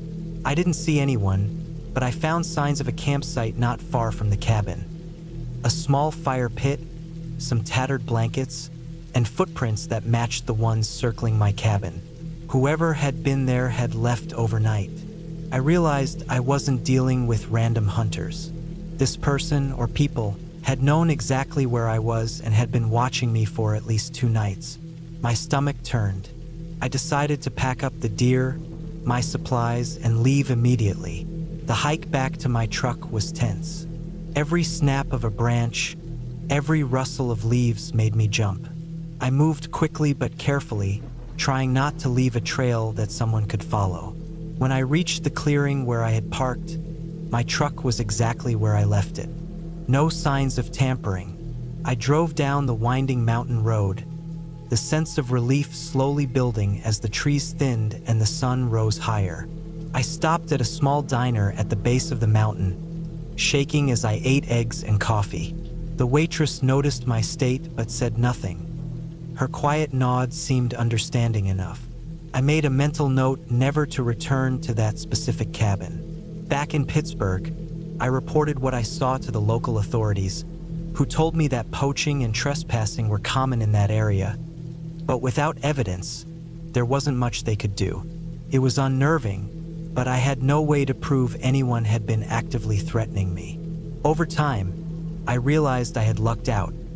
My careful preparation, quick reaction, and cautious handling of the situation were the only things that kept me safe. The experience stayed with me for years, shaping how I approached solitude in the woods, teaching me that even in remote, quiet places, there are dangers far more real than any legend or ghost story.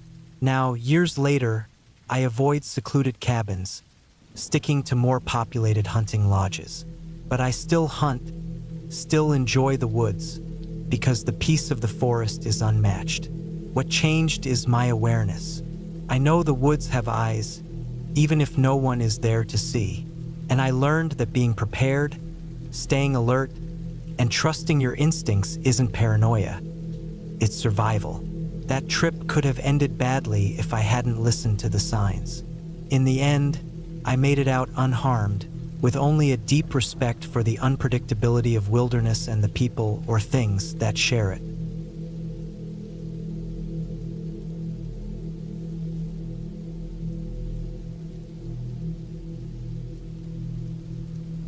It was the summer of 2017, and I had just turned 26. I'd been craving a break from the city and the endless noise of the office, so I rented a small, isolated cabin in the northern Arizona wilderness.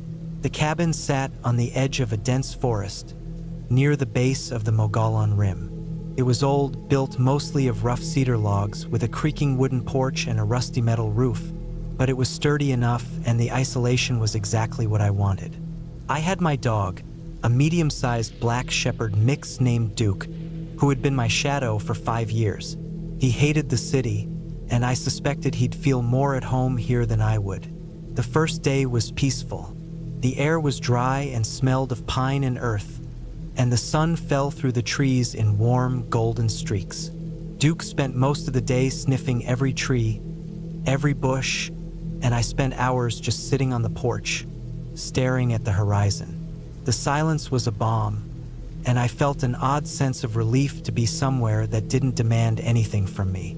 That night, the forest around the cabin felt alive in a way I wasn't used to. I had the windows open, hoping for a breeze, and Duke lay by my feet. Every so often, I'd hear the distant crack of a branch underfoot or the faint rustle of an animal moving through the underbrush. I chalked it up to deer, raccoons, maybe a coyote, and went to bed feeling safe. The second night, though, was different.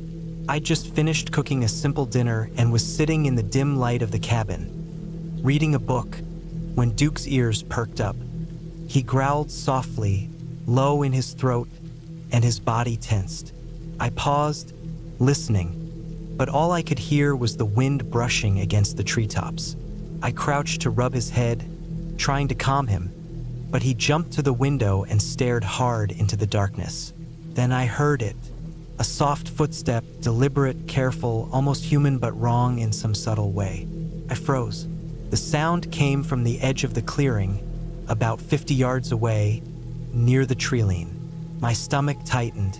It wasn't a deer or a coyote. The cadence was too irregular, too cautious, and there was a weight to it that suggested something much larger.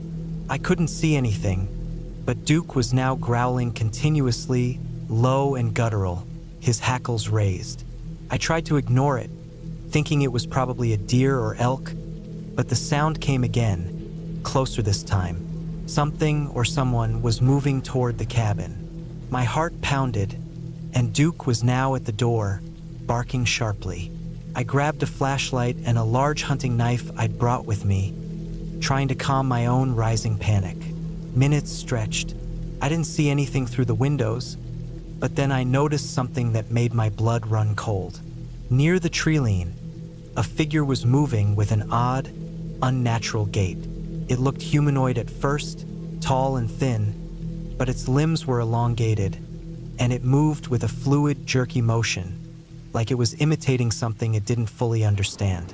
I caught a glimpse of the face, or what I thought was a face, and it wasn't human.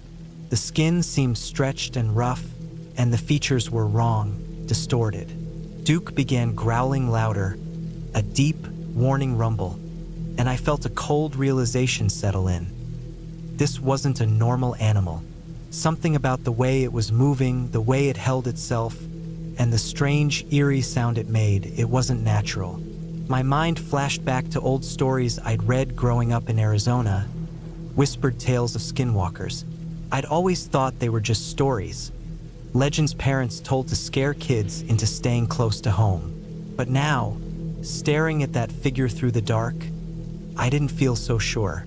I moved quietly to the door, trying not to alert it. Duke's growling softened slightly, like he was tense but unsure.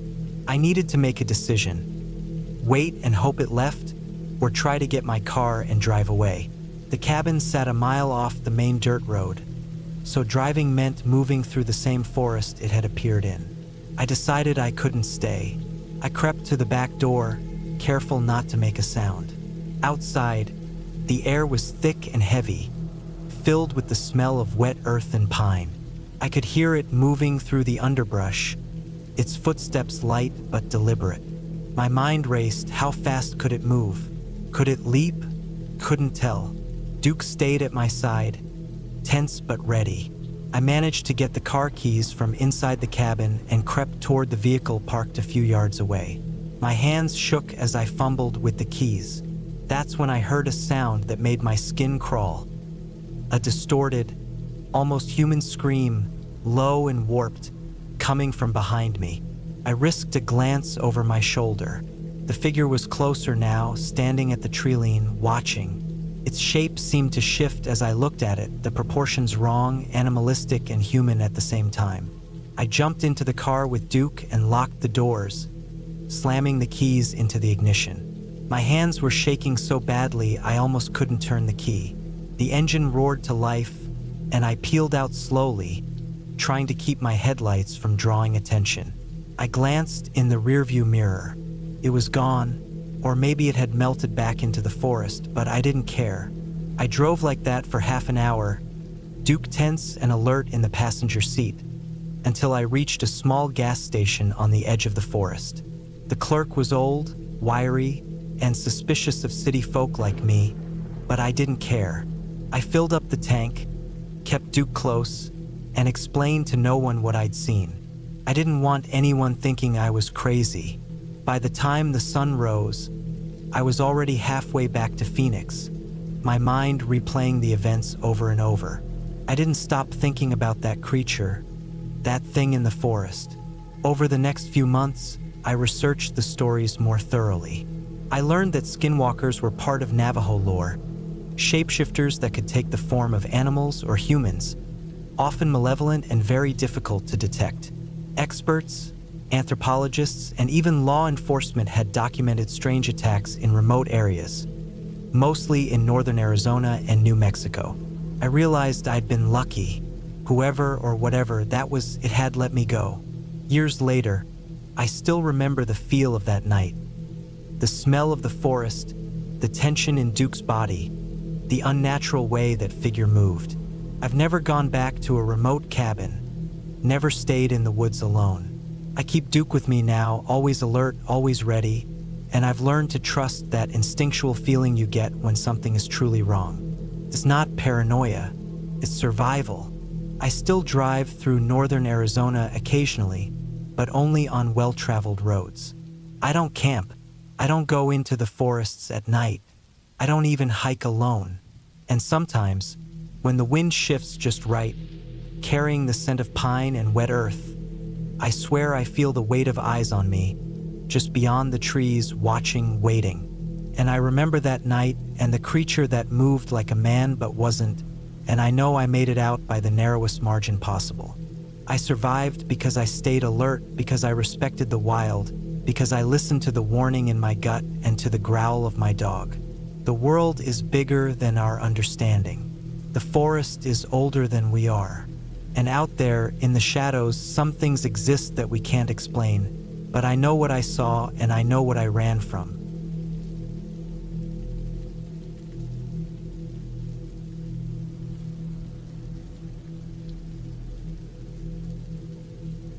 It was the fall of 2019, and I had decided to take a week off from my job in Minneapolis.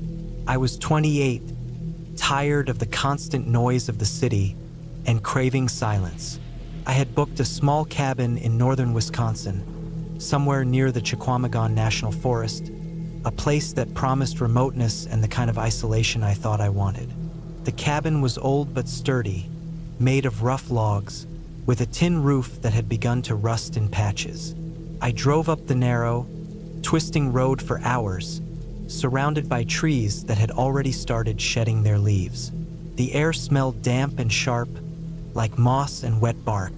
By the time I arrived, the sun was low in the sky. The forest shadows stretched long and black across the gravel driveway, and the wind made the branches scrape against each other, producing a sound that was oddly metallic. I parked and got out, stretching my stiff legs. The cabin's door creaked loudly when I pushed it open. Inside, the place smelled of dust and old wood. There was a small kitchen with a wood-burning stove, a table with 4 chairs, and a single bedroom. A tiny bathroom with a shower rounded out the interior. I set my bags down and went to the windows.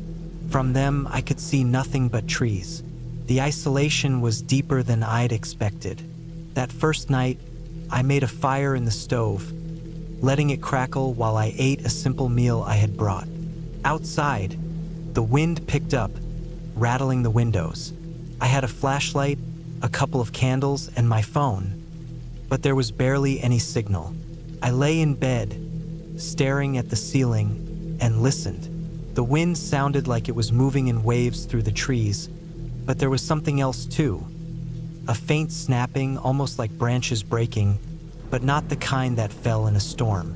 Every time I thought it was the wind, it would stop, only to resume a few minutes later. The next morning, I decided to explore the area. I walked through the woods, following a small creek that curved in and out of thick brush. The forest floor was soft with fallen leaves and pine needles, and my boots sank slightly with every step. As I walked, I started noticing unusual things. Footprints, but not animal tracks. These were deeper, heavier, and irregular. They seemed to disappear and reappear, as if whoever or whatever made them was moving in ways I couldn't predict.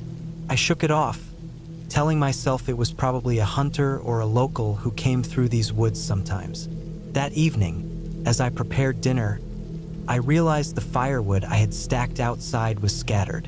Some pieces were moved closer to the cabin, some farther away, and a few were broken. My stomach tightened. I hadn't seen anyone around, and the nearest house was miles away. I checked all the locks on the doors and windows, trying to calm myself. The wind had died down, leaving a strange silence. I felt exposed, alone, and for the first time, genuinely uneasy. Around midnight, I woke to a sound outside the cabin. Something heavy was dragging across the gravel. I froze, heart hammering. I didn't have a gun, only a small pocket knife in my bag.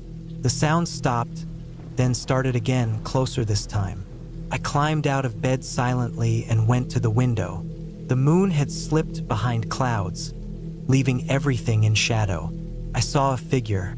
It was hunched, moving slowly, deliberately, almost like it knew exactly where I was.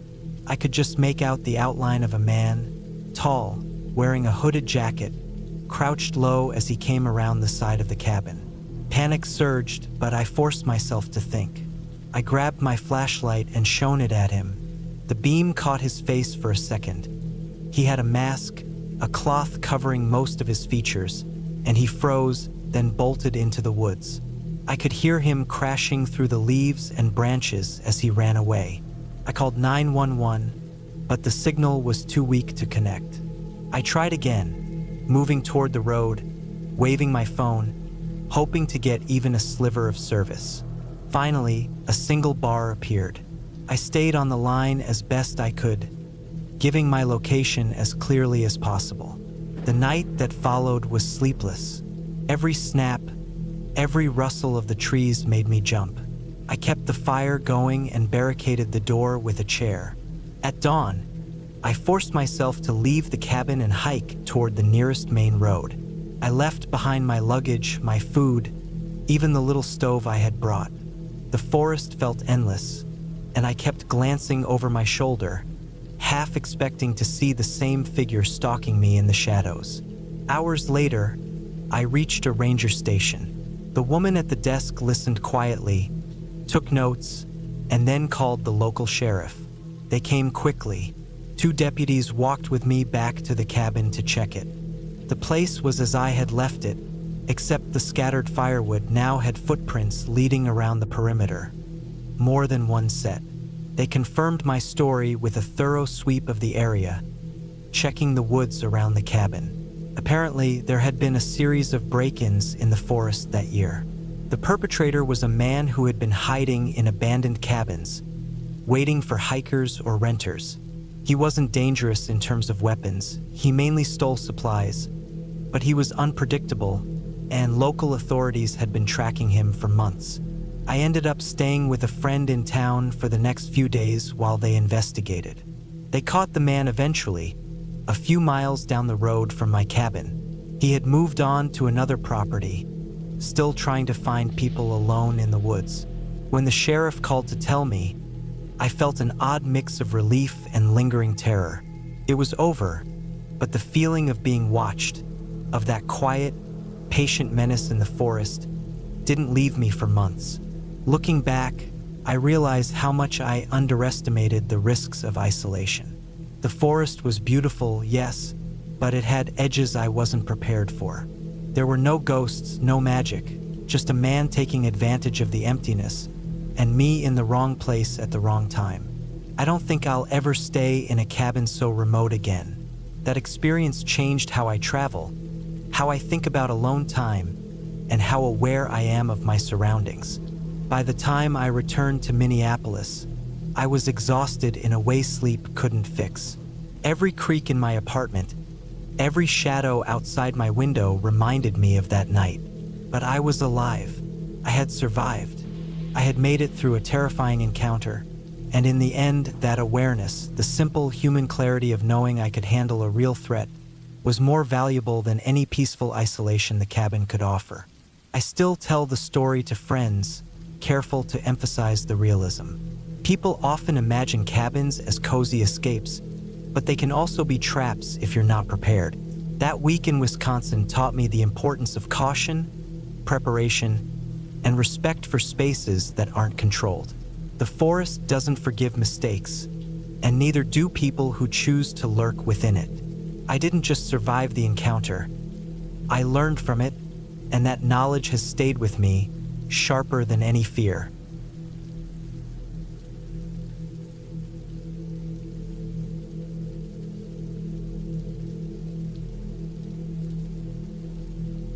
I never planned to end up near that old cabin. I had been driving through the northern part of Maine in late October of 2017, trying to clear my head after a long year that left me feeling worn down. I was 32 back then, tired from long shifts at work, and I thought a few days alone in nature would help me breathe again.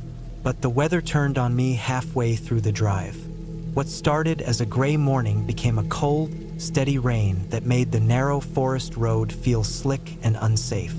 When my GPS lost signal and the road dipped into thick fog, I decided to find a spot to pull over until visibility improved.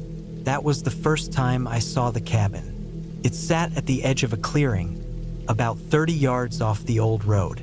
The trees around it looked dense and old, with long branches hanging over the roof like tired arms.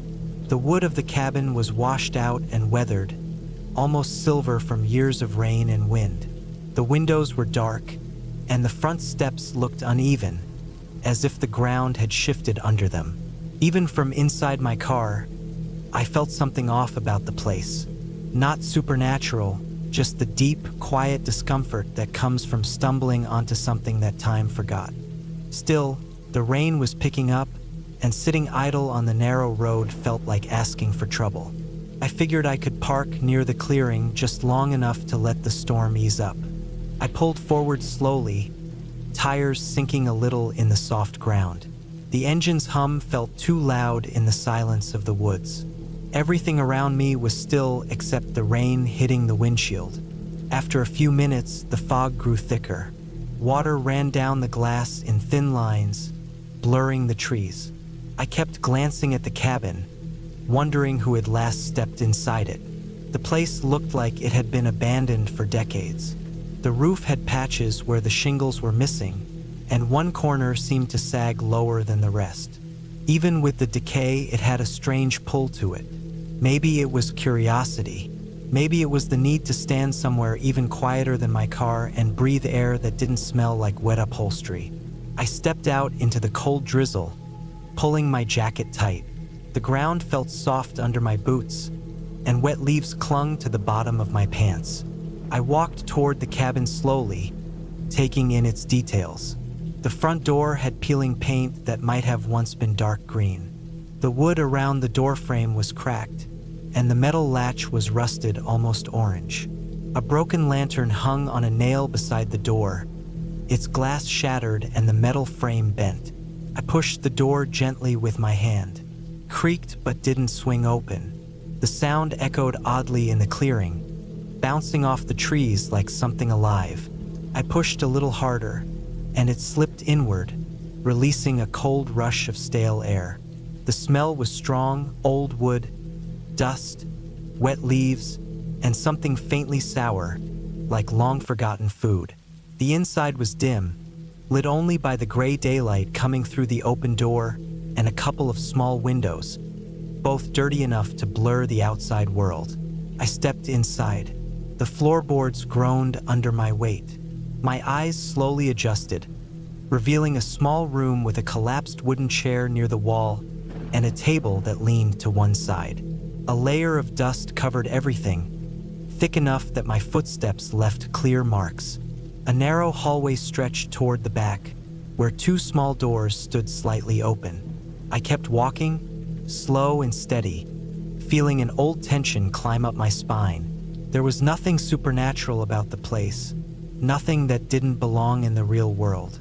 But there was something deeply wrong about the silence inside that cabin. The air felt heavier than the air outside, as if it was caught in the building. As I reached the hallway, I noticed the walls had old water stains running down them in wide, uneven lines. The wood felt damp near the bottom, and faint rings of mold had formed in spots. I opened the first door on the left. It revealed a small bedroom. The bed frame was metal and slightly rusted, with a thin mattress that had collapsed in the middle. An old blanket lay crumpled in one corner, possibly chewed up by animals. The closet door hung open, revealing empty hangers that looked strange in the dim light. It was the type of room that made me wonder who the last person was to sleep on that mattress and why they left in such a hurry that everything looked frozen in time. I backed out and checked the second room. This one looked like a storage space. Boxes stacked along one wall, their tops caved in or torn. Some held nothing but old newspapers and empty jars. In the corner, there was a metal container about knee-height. The lid was loose, so I knelt down and lifted it. Inside were old canned foods, most of them covered in rust. A few had burst open from age, their contents dried and stuck to the sides. The smell coming from the container made me push it away quickly. I stood up, rubbing the cold air off my hands. That was when I noticed something strange on the far wall. Scratches. Thin, uneven lines carved into the wooden boards. Some long, some short. They didn't form any pattern or letters, just repeated marks dragged downward. I leaned closer, realizing they looked fresh compared to the rest of the room. The wood around them was cleaner, less dusty. Someone had made those marks not too long ago. A heavy feeling settled in my stomach.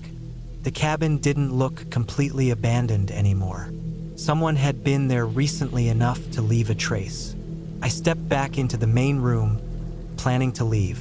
The rain outside had softened, turning into a messy mist. I walked toward the door, but just as I reached it, something caught my eye near the far window. A footprint, clear, dark, pressed into the dusty floor. And it wasn't mine. It faced the door, as if someone had stood there watching it. I felt the air shift inside my chest. My heartbeat picked up. I checked the floor near the door to see if it matched my boot print. Didn't. The print was smaller, the tread simpler, maybe from a worn-down shoe. Couldn't have been more than a day or two old. Without thinking, I stepped outside, scanning the clearing. The fog had thinned slightly, but the woods still looked crowded. Every tree stood like a tall, silent figure. I walked quickly to my car, wiping the fog off the side window with my sleeve. Before I could get in, I turned back one last time. The cabin stood as still as before, but now I knew someone had been inside it. Maybe they still came back. Maybe they watched the place from the woods. Maybe they didn't like strangers walking into old homes that weren't as empty as they looked. I got into my car and locked the doors. The engine took a moment to start, hesitating like it sensed my urgency. Once it caught, I backed away from the clearing, keeping my eyes on the tree line until the cabin faded behind me. I drove until I found the main road again, and I didn't stop until I reached a small town with working streetlights and open stores. I sat in the parking lot of a gas station for a long time, letting the heater thaw my shaking hands. I didn't call anyone. I didn't report anything. I just waited until my breathing felt normal again. Even now, years later, I still think about that cabin. I think about the clean scratches on the wall, the fresh footprint, the feeling of being inside a place that someone still visited but didn't take care of. A place someone might return to in silence. The ending is simple and clear. I left, and I never went back. I stayed alive by trusting my instincts, by recognizing that some places aren't abandoned even when they look forgotten. The cabin is still out there somewhere in the woods of northern Maine, waiting for the next person who mistakes it for shelter. I hope they notice the signs faster than I did.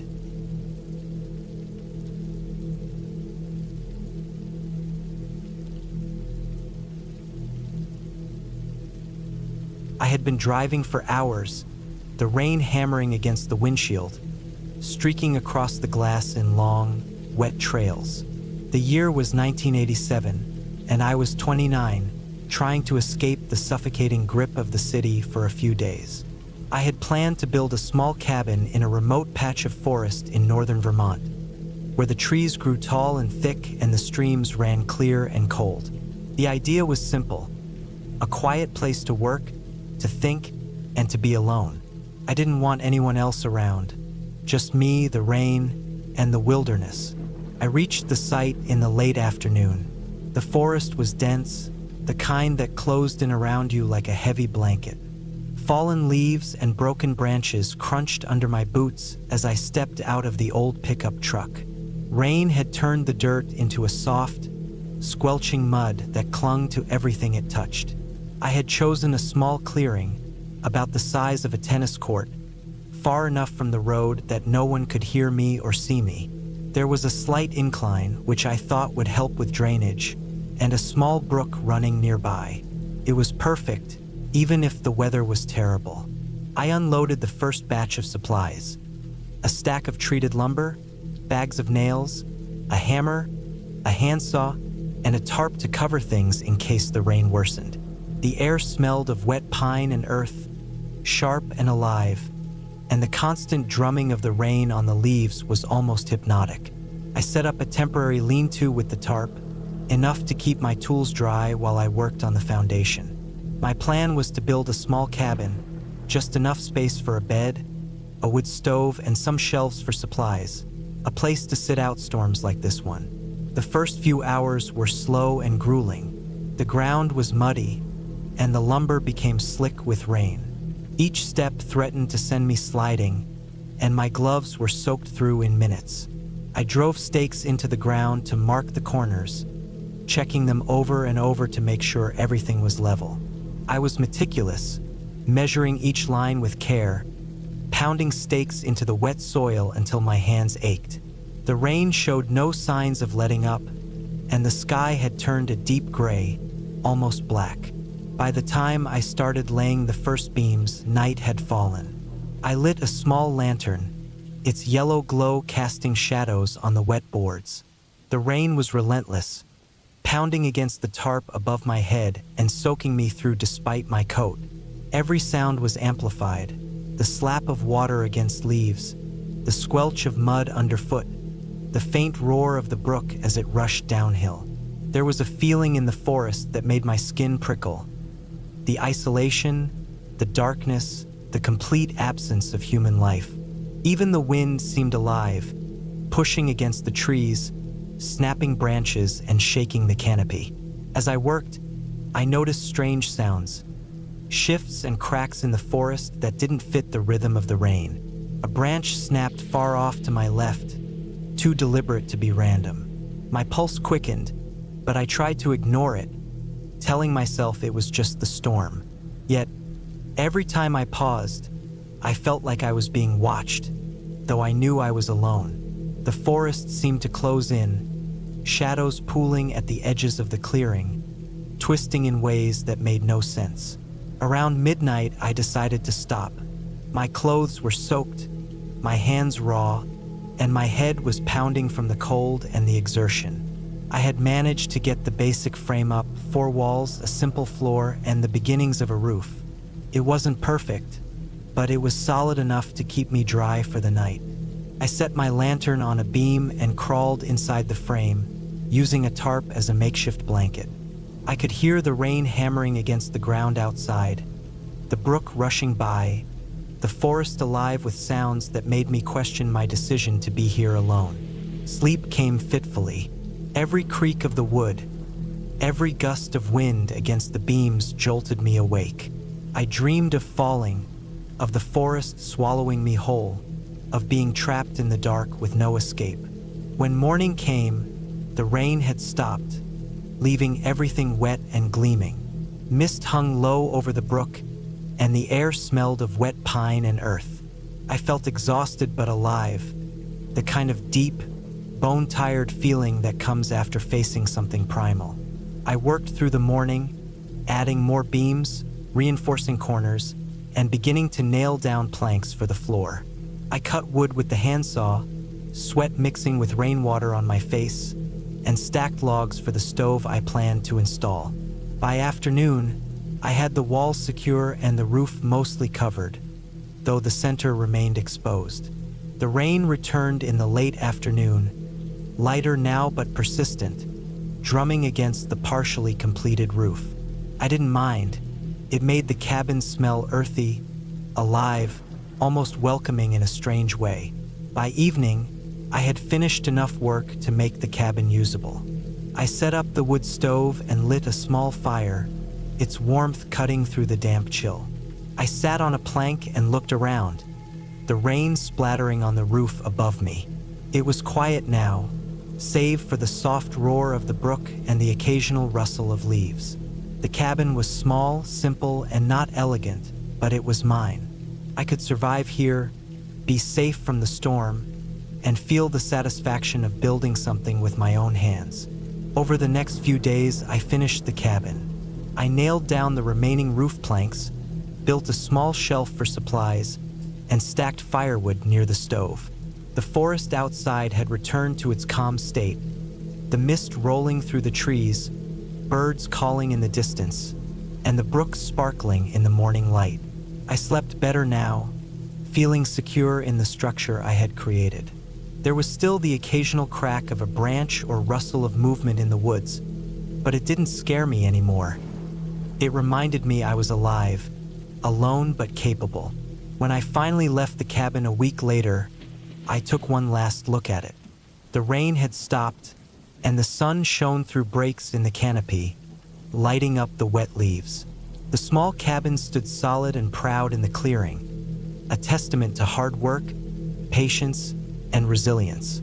I felt a sense of accomplishment deeper than any city award or office recognition could give me. I knew the forest would be the same when I returned, indifferent yet welcoming, and I had left something behind that was completely mine. The drive back down the muddy road was calm. The sky cleared as I descended, and the forest slowly opened into fields and small roads again. I felt different, quieter, but stronger, like I had touched a part of the world that existed without people and had survived it. The cabin would remain, waiting for the next rain, the next storm, the next person willing to face the quiet and the cold. And somehow that thought, simple and real, made me smile.